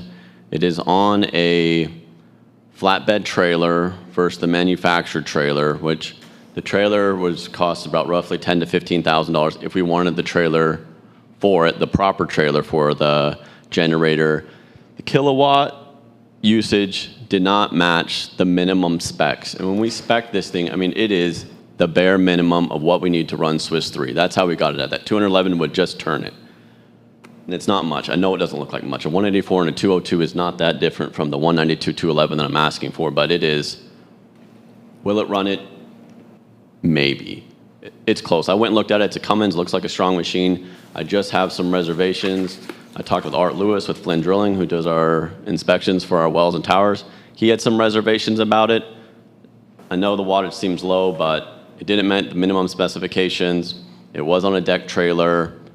I would consider it a new machine, even though it's a couple years old. Did have the warranty, this one does as well, but I have reservations of doing it because I think it could do it, but it'll be tight. It is very tight on the pump curve to with that power output on that can run that 125 horse. Okay. And then what about high power? That's not that much more than Aestheticus, however you pronounce it. It's the same machine. Aesthetics is it's the exact same high power 192 211. Theirs is just $1,000 cheaper than high power quoted. So they're both high power machines. One is just the company Aesthetics Electric is selling us a high power, where high power is selling us a high power for a little bit. Had we ever used high power before? We do, I think we have Kohlers, we have Cats. This may be our first high power generator that we have, but it runs on a John Deere engine, so. I see. Yeah, Okay. Thank you. you're welcome. Alderman Hoffman. Yeah, you have to forgive me, was this originally budgeted for? This is budgeted, it's well within budget. So between this item and the next motion would be the encompassing of the generator and transfer switches, roughly budget around 211. It's going to finish out around 165, 166. So yeah, Okay. it was a budget item. Have we ever needed to rent one before? Nope, never had to rent one. Have we ever needed this piece of gear ever in the history of Osage Beach? There's been instances where, say, Walker's Cay, they smoked a power line last year, and we sat there and pumped it for a week, which it would have been handy to hook it up to power so someone wasn't sitting there switching it. But this was a rising concern that we have as we continue to develop and as we continue to grow. The water is not available like it used to be. We do not have 24 hours of holding. The minimum DNR recommendation is to have 24 hours of holding in the tower. We don't have that. Middle of July, we can use more water than we can pump. We can use more water than the tower will hold. Granted, they're fighting each other the whole time. We're pushing water in, it's coming out faster. We recover over the night and it's fine. But if we lose power, the concern is if they don't have the power back up within 16 to 18 hours, we'll be out of water or the pressure will be not usable. So say come July 4th weekend, power goes out for some reason. I know Ameren is doing all their upgrades, but we've had stuff happen in the last couple of years that, July 4th weekend, everybody's using water. We're going to burn through 1.8 million gallons on this side of town. We can only pump 800,000. There's a chance that if the power goes out, the tower will drain itself. So it is only for emergency purposes. If we want to roll the dice and we're thinking it's not worth spending this kind of money to do that, then that's fine. But it's that emergency aspect of if the power goes out, we will be able to take this generator, drag it across town, and pump water into the towers. So if the emergency happened and we needed to go rent one, because we don't have one now, what's the turnaround time? Do we know we can rent one Depends how tomorrow? big the emergency is and who gets there first. Okay. Well, because I guess the reason I'm asking is this piece of gear that is here for emergency uses that we've never needed before doesn't cost $12,000. It costs $122,000. And if it's just going to be sitting there for, 7 years, unless the worst case scenario, I don't know if, I just not 100% sure that we need to spend that much money on the worst case scenario. If we can rent one and we know we can rent one, and we're going to be able, how much is it to rent one? This would be my concern with renting it. So say I go out and I find a place, so today, do you have a generator you can rent? Yeah, come on down, no problem. But we have a power outage or straight line winds, something comes through. If it's bigger than just a localized, everybody's going to be trying to get that machine. If that machine is available at that time, I don't know. Even the cost of it doesn't assume the availability at the time that we need it. I can find out. Where is the rental house? Is it in Springfield or Columbia? I would say Springfield or Kansas City. You'd have to go to. There's a fabricant in Springfield that they may rent you a machine, but. Well, I think we have a duty to, provide good water for our people, and we're in the business of that. But that number just was striking for a piece of gear that you just told me we never have used one before. So that's a little concerning. But and I would say that's the direction of the board. If we want to roll the dice on it, and if something does happen and we can get a machine, that's great. If we don't, that's fine as well. I would also say that, totally up to you guys. It was just kind of a concern that we had for emergency preparedness, and if it comes down to it one day and we want to try to rent one and one's available, we got it. If one's not, then we just put out a notice that we're taking clock, I guess. Alderman Rucker. Yes, there was quite a bit of research done on this last year.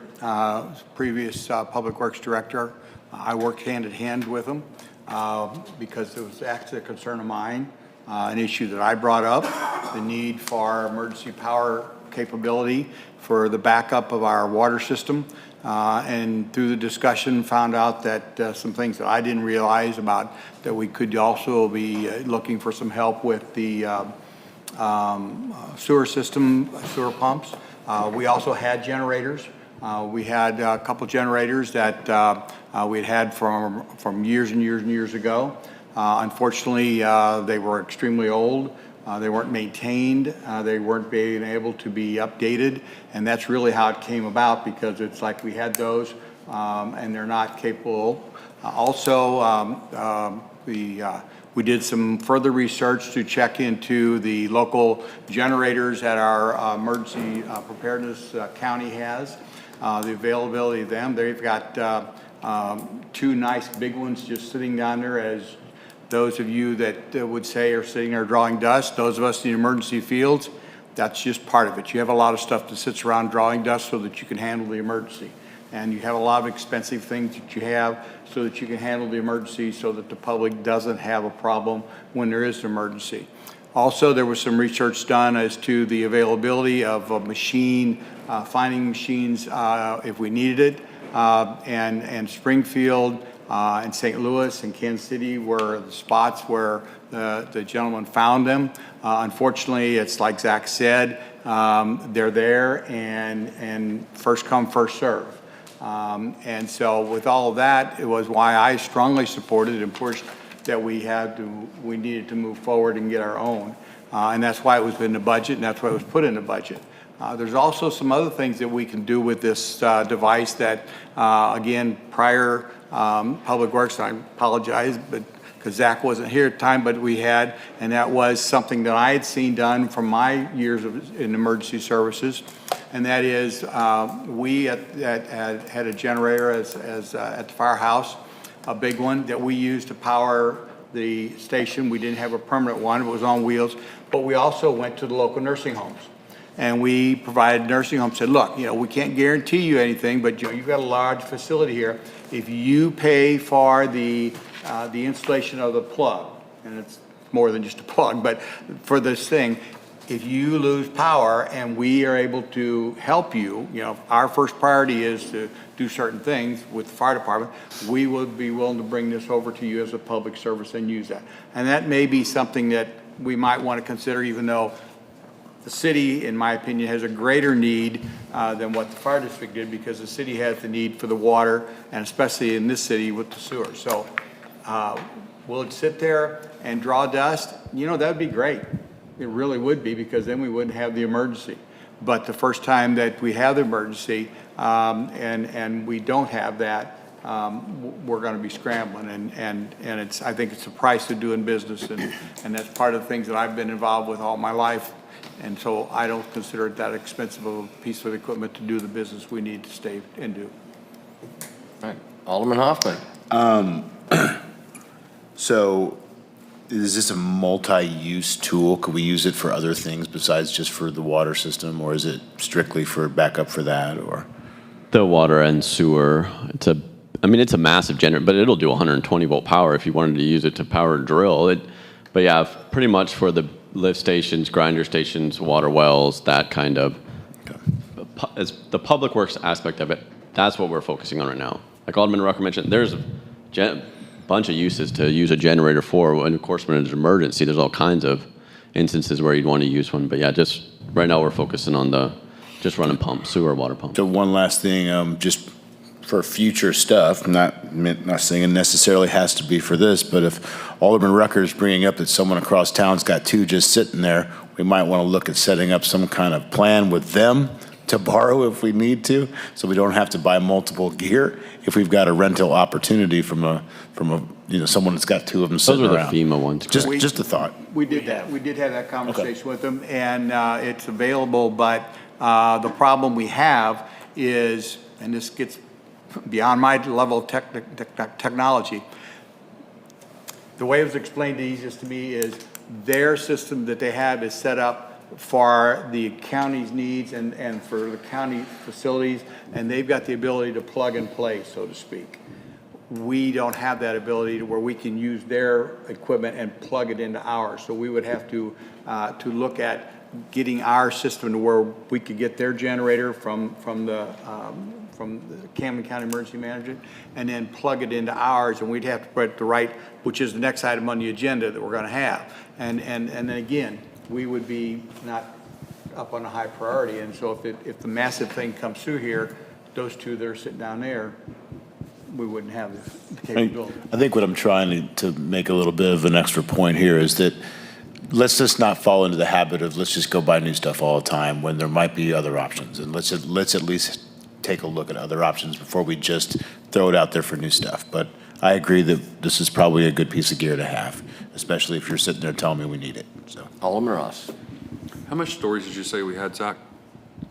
How many hours of storage capability? I would 16 of usable. Once you hit the bottom of the bowl, you're pretty much out. And that's assuming you're going to Round numbers, 14 to 16 hours. Well, I would say 16 to 20. I mean, that would be my instance on the low end because, we're getting the pressure off the towers. So I would say on this side of town, once you get towards Y Road, they're pretty much where the lowest pressures. They're at 40 pounds. So when the tower gets to about, close to the bottom of the bowl, they don't have any usable pressure anymore. And that's kind of how, the tower's got more water in it, and people will still have water for a while, but certain individuals on the lower pressure side would start losing. But, wintertime, yeah, we may have 30 hours, or we may have 2 days, depending on what it is. But summer, we do not have 24 hours of holding. So I'm questioning if it's a luxury we should buy right now. To be quite honest, I'm trying to understand how to quantify whether or not I should support this, okay? I've been here 23, 24 years, okay? I don't think I've ever seen power go out for 16 or 18 hours. The last one we had, and Michael, yours was out longer than most anybody's. It was out longer than mine. I think ours was out 6 or 8 hours, okay? I don't know how long yours was out. Do you recall over there on that side? Yeah, it's about 12 hours. 12 hours. But still, we would have, in most cases, especially in the wintertime, we would have water to serve that. Yep, Okay? time in the winter, we got all the time. Right, okay? And so I did some quick math, and we just had these people that weren't very happy about their water and sewer bills going up. This is going to get charged to the water and sewer department, right? Yes, sir. Right, so it's going to affect bills, all right? At $15 a month, 677 people would not have to have, it would make a difference for a year in 677 people's bills. 677 residents for a year, okay? If it was $20 a month, that it made a difference, okay? If there are raises, it would be 500 residential customers, okay? It's a nice thing to have. I'm not convinced this is the time to do it. If our costs were not up 300% and 400%, okay? If we weren't asking people to dip into their pockets and so forth, yeah, and we had the money to do so and our reserves were in good shape, sure. I don't know that we recognized all of that back last October when this was all discussed. And so given what Zach just told me about our capacity, what I know over 20-some years, and I don't know, people have been here longer than I have. Does anybody ever remember power being out for 18 to 20 hours? Yeah, years ago. Years ago. One time, maybe one time years ago? Yeah, 06? Okay, I guess I didn't get that one because I was here in 06. And so was I. Okay, so maybe one time in the last 20-some years. I just don't see the need to go ahead and purchase these. The ones next, I'm not sure, I may have a different opinion because I think that's maintaining what we already have, but this one I don't see the need for. That's all I have, thank you. Alderman Osteen. Just a few comments and observations. I'm all for looking at alternatives, but I think if we are banking on the possibility of doing a rental on this, then if we're in a situation where we suddenly figure out that we need to rent a piece of equipment to perform this duty, then we're already behind the 8 ball with no guarantee on when and if we're going to get that piece of equipment we would need. Number two, I have in my entire life never needed to use a fire extinguisher. It doesn't mean I'm not going to have one in my house at all times. The longer it sits there and collects dust, the better off I am. But just because I'm not using it doesn't mean I don't need to have it in my arsenal. Number three, there are some members on this board that didn't seem to bat an eye with spending another $150,000 to $200,000 on getting a sidewalk on one side of the road because they like that aesthetic better. So if we're talking about frivolous expenditures, well, maybe we need to put some people in check. That's all I got to say. All right.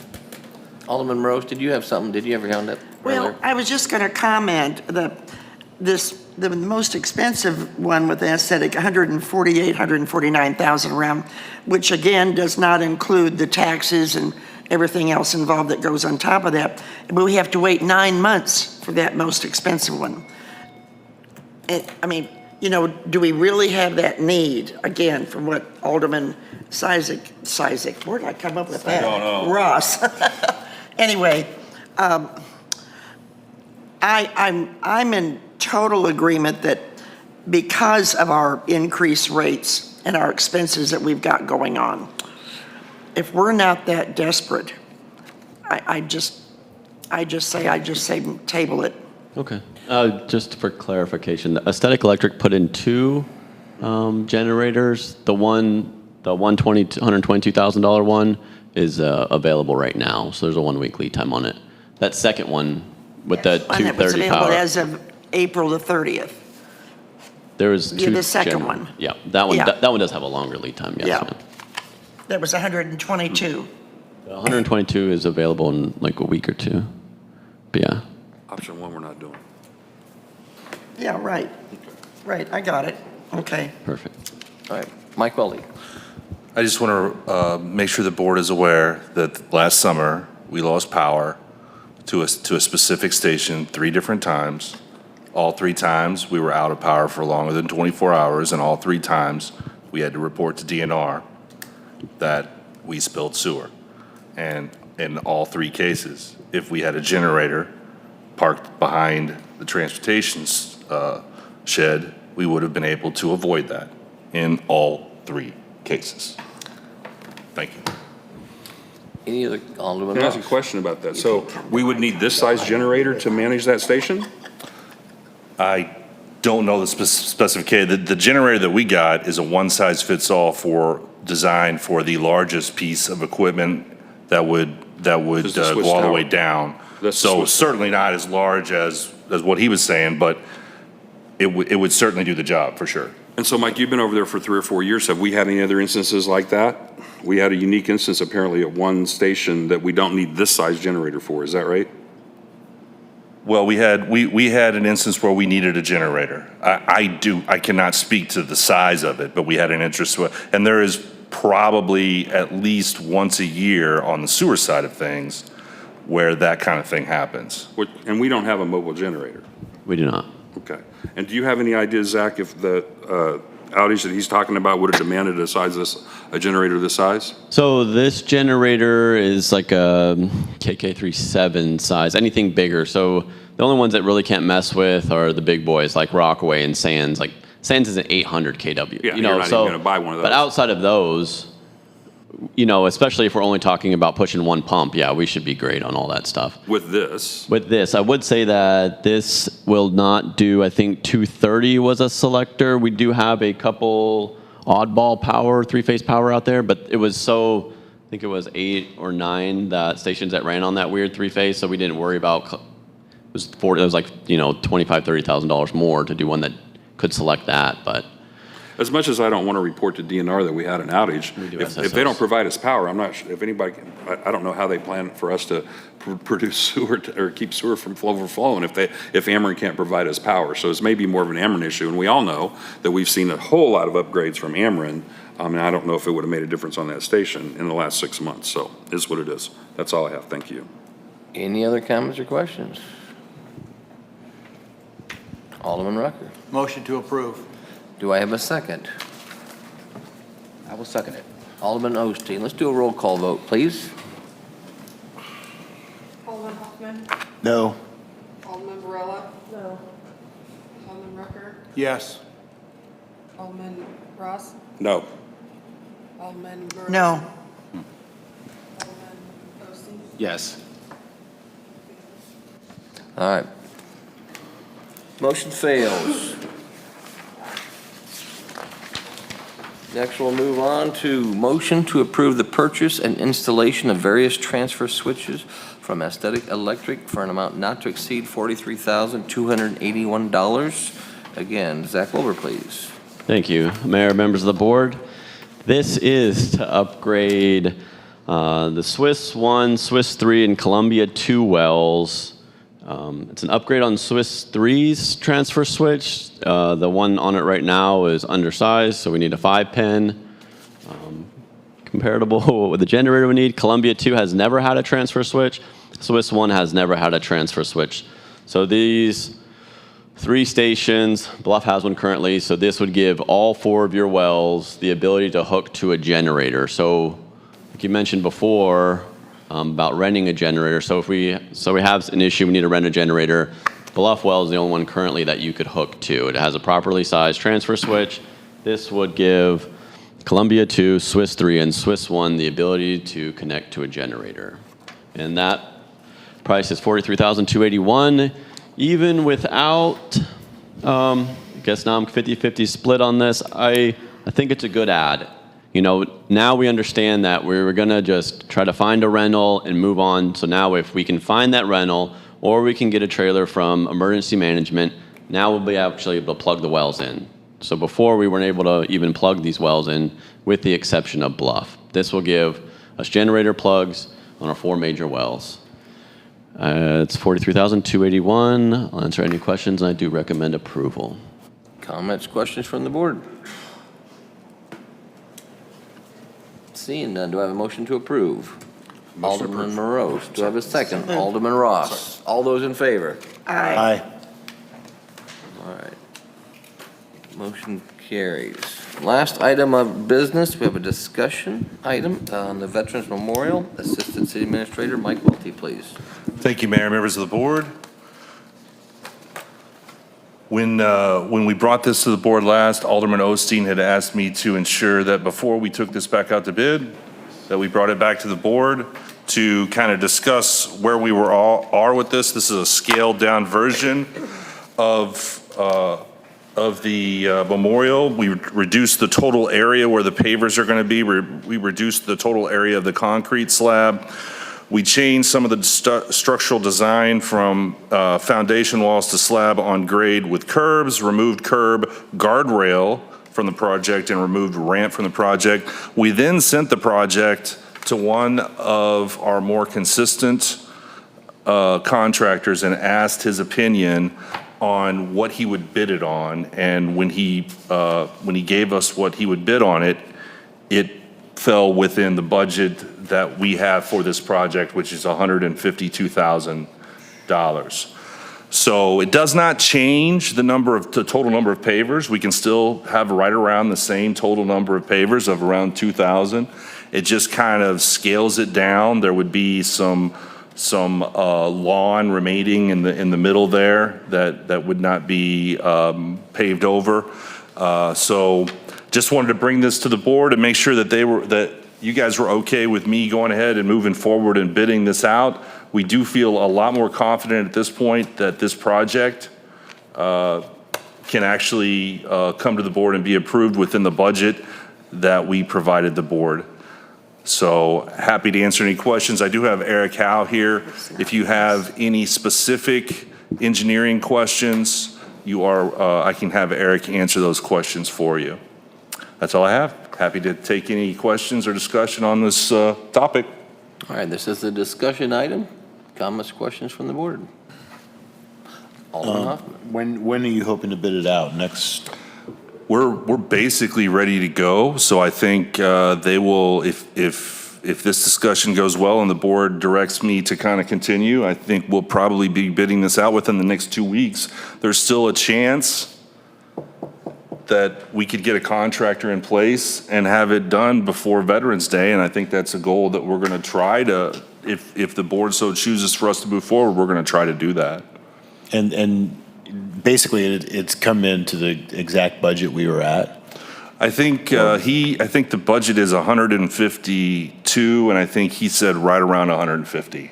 So it should be right in the ballpark. So I just, you know, I'm a veteran. I know the mayor is too. This unfortunately has taken longer than I think anybody wanted it to. I think there's been support for this across the board.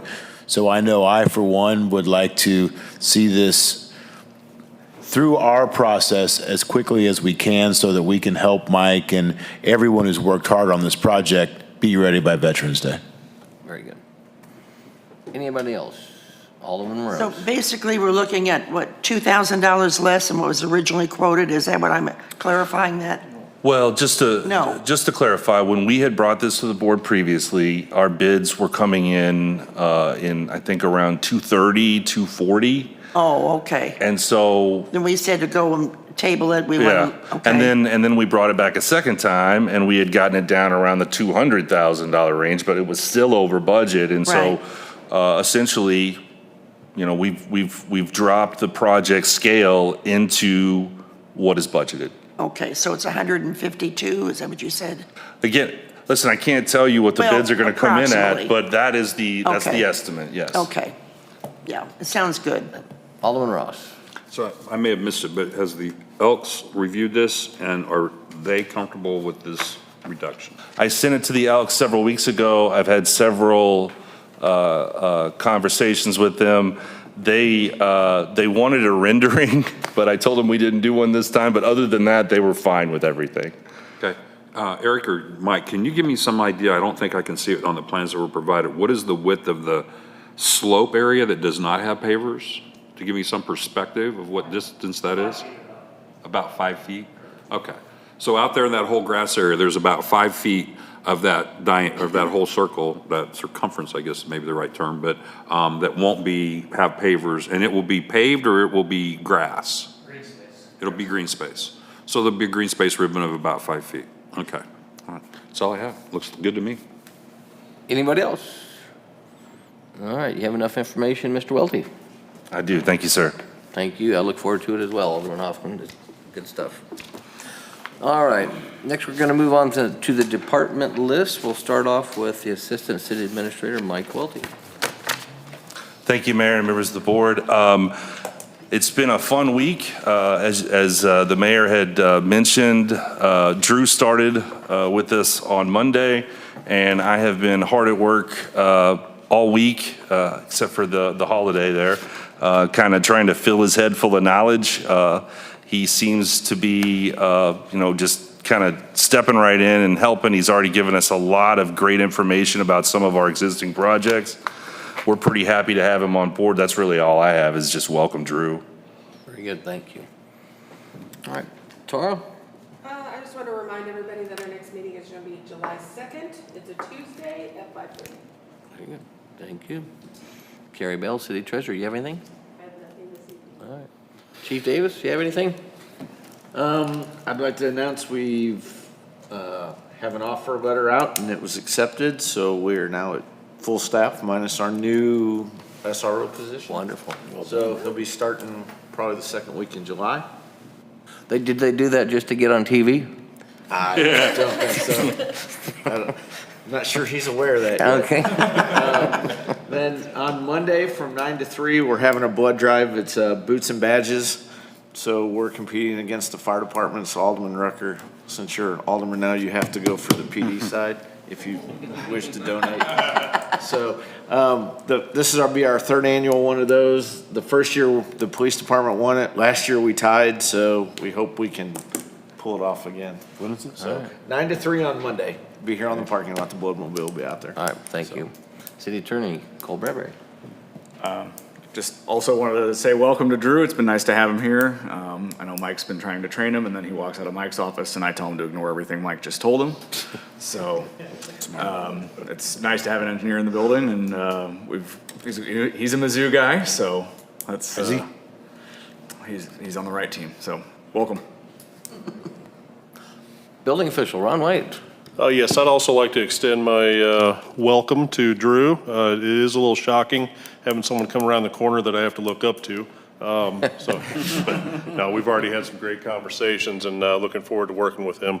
I'd also like to thank the city for the opportunity. I attended a class a couple weeks ago with SEMA to joined the membership in the SAVE Coalition. This was a renewal of a membership, but I was also accepted as one of their structural inspectors in the structural assessment visual evaluation. We get deployed after the first responders should a natural or man-made disaster occur, just to perform inspections of the structures to see if people can be allowed back in. But thank you for that opportunity. I did receive the response today that I was accepted as Inspector 3. So, Very good. number 3. Congratulations. All right, City Planner, Kerry Patterson. I don't have anything for the group tonight, Mayor. All right. All right, Drew, do you have anything for us tonight? No, I'm just excited to get started. I'm familiar with drinking from a fire hose, being on some rather large projects in the past. This is a unique experience, and I'm just excited to get started and excited to really get my feet underneath me. So thank you again for all the warm welcome from all the staff. Everyone's been great so far. So yeah.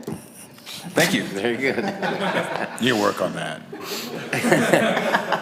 Eric, maybe not talk as much as you, though. Well, That's a true engineer. That's the longest thank you I've heard.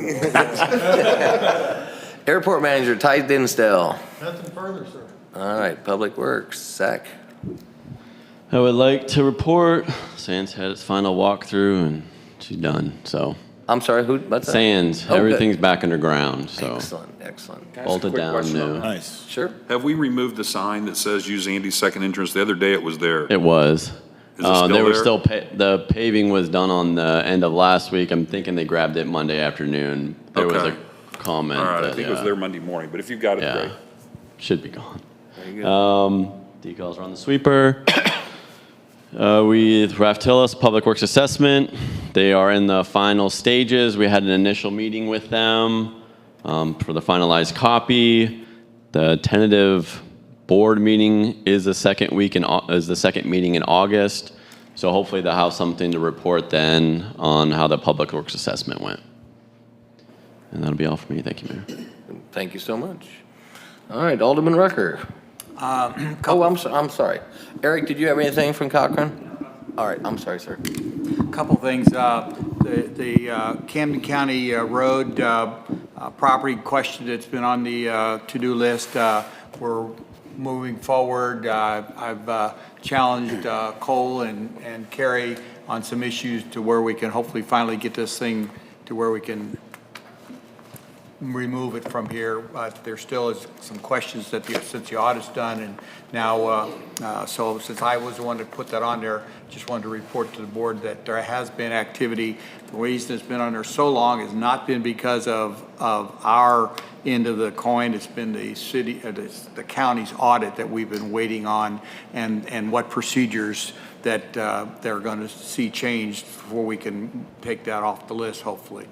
So hopefully within very near future, we'll be able to remove that.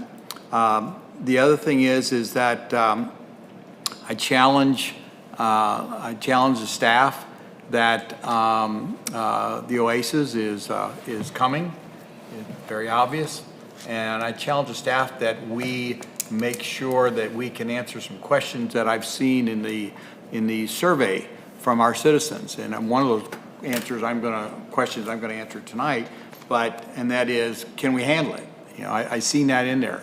And I will just speak from the sewer side of it because of being involved with the sewer board for the last number of years, as the mayor has as well. And I can tell you that we have a sewer system as far as a facility that can handle it. I know we have some concerns and challenges of getting the sewer from our town to our facility, which is down off of Wood River, but once it gets to there, we have the facility that can handle it. We have enough there, enough extra space in there to handle the growth of what we are anticipating going on. And we're continuing to do things in that organization to strive to continue to maintain that. We do have a system that's about 25, 30 years old, which is going to bring us a little bit of a challenge in the fact that we have a lot of stuff that's now starting to be needing to be replaced. And I'm in the head man of that committee, so to speak, that is finishing up, hopefully by September, a capital improvement replacement program to take us into the next 25-plus years as far as the funding of it, and et cetera. So that is being put in place. But again, the short answer is our sewer system is capable of handling the growth that we are looking at. As far as the water system, as far as our police, as far as our ambulance, as far as our roads and everything else, I think that's each individual departmental head needs to work on that. I have started some questionings with Chief Davis on the ambulance. I believe that we need some more ambulance service, but that's just my initial thought off my top of my head. And he's provided me with some information, and then we'll move forward. But I think that's something the board needs to be supportive of our department heads, and we need to be looking forward at that as we continue to make sure that we can provide the infrastructure. So that's all I have. Thank you. Good, thank you. Alderman Barella. Nothing at this time. All right. Alderman Hoffman. A couple quick things. I too would like to welcome Drew in. Any Mizzou guy is going to get every opportunity to succeed here. I did take a peek at that resume. He wasn't a Jayhawk. That was very encouraging. I would like to just one thing out to the public. We have elections coming up in August. I don't think any of them are exactly city, but a lot of the positions that you're going to be voting for, whether it's state rep, sheriff, there'll be several on there. Do your due diligence, get out there and vote. It's important, it affects our city. This representation, we work hand in hand with a lot of these individuals, so we want to make sure that we're trying to get the best people we can, and sometimes the August turnout isn't as strong as the April one, so please get out there and do your civic duty.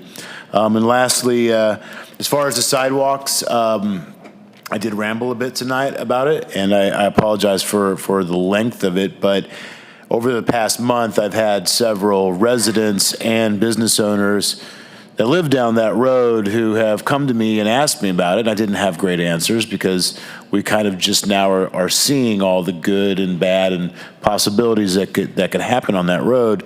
And honestly, the opinions of those people were quite divided too.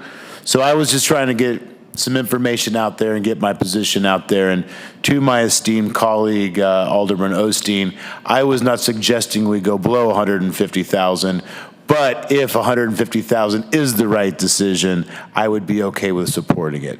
Thank you. That's it, Mr. Mayor. Thank you. Alderman Osteen. I have no comments this evening. Alderman Morose. A couple things. The first Thursday in July, am I mistaken that that's the 4th of July? Yeah. Did we change the date? Because I've lost track that we did. My second. On Tuesday? Tuesday the 2nd, yes. Okay. And finally, just a reminder to citizens that maybe you're not involved, but citizens of 65 years or older, June 28th is the deadline to go to the Camden County Assessor's Office if you want your real estate tax to be frozen and not be increased from here on out. You got to take your paid 2023 paid real estate tax receipt and of course identification and whatever, but I just think put it out there because it's sort of got pushed in the wayside, and I want to be sure that people still understand that. It's very important for many of us that are on a limited income, and I just want to be sure we all do that. And other than that, I guess that's it. Thank you. Thank you. Mayor, could I please? Yes. Just as a follow-up on that, Phyllis and everybody, that's something in Camden County you have to do every year. Yes, absolutely. Thank you. They did you have to not- renew it. Some Yes. of the counties have said you do it once, but that's not. Right. So once you put it on your calendar, put it on the reminder, every year you have to do Yeah, it. thank you for reminding me. That is correct. Thank you. Very good. Alderman Ross. Just two quick things. One, welcome, Drew. Look, been wishing for you to be here for a couple years, so very glad to see you. Secondly, glad to see Sycamore Creek moving. I see rafters and joists and decking on roofs that weren't there a couple weeks ago. Yeah. So glad to see that moving forward. And that's all I have. Very good. And I too want to say, welcome, Drew. You've made me popular. So I appreciate it, thank you. Anglers Outpost, Carrie and I, Carrie Patterson, had the opportunity a week or so ago. We had lunch with them at the Wobbly Boots, and what I kind of do sometimes is, it may not be what most mayors do, but he said, hey, we're going to be in town. Would you like to go eat? And I said, yeah, let's get Carrie involved. And so then I got on the horn and I got a hold of another developer and I said, hey, you guys are both doing something down here. Would you like to join us? And so we had a nice table, and it was so neat to say, you're both doing so many things around here. Maybe it turns out they knew each other. They're talking about other things, and we're talking about other properties. And so that is going to be such a neat thing. If you can go down by the dollar store towards Harmy's Cheese Store and More, that's right down the road. It was amazing. I was texting Carrie, I'd walk to and from the gym, and I said, the guy's still sitting here and he's working on his bucket, and the thing wasn't working. Next day, he's still welding the bucket. The next day, he's still welding the bucket. Next day, they went to work, and 2 days, that place is almost empty. And they are planning to also, I don't think I knew this until our lunch, they're actually going to put a pond there too, a little fishing pond and a little restaurant and lounge. It's going to be a big, big, big thing for this, and hope to be open in January. And so look forward to them. Good things coming. And then speaking of Sycamore Creek, Matt and I had the opportunity, while everybody else was out enjoying their Juneteenth, we got to go out and tour that facility. And we went with Nathan Bechtold and Alan from the Tegethoff Development Group, and they took us around to the clubhouse, and we actually got to go in some of the rooms. The tentative plan right now is the first 2 buildings they're hoping to have open by October. And the clubhouse is absolutely beautiful. Big workout facility. They'll have another kind of lounge area, a theater upstairs, swimming pool, and all of these things are provided free for people that rent there. The 1, 2, and 3 bed apartments, all of the appliances are covered. The 1 bedroom will have stackable washers and dryers. The 2 and 3 bedroom will have side-by-sides. Every apartment complex has its own little patio. Everyone has at least 1 double sink in the bathrooms, and it's just going to be phenomenal. They are hoping the first 2 buildings will be open October-ish, and then for the remaining 8, they're hoping for 1 being open every month after that. So 268 apartments coming down here, and it's just it's a good thing for our community. So that's all I have, folks. I was going to say we'll have 1 more meeting before July 4th. It is Tuesday night. And Thank you. So I don't have anything else, folks. So at that, we are going to move into executive session.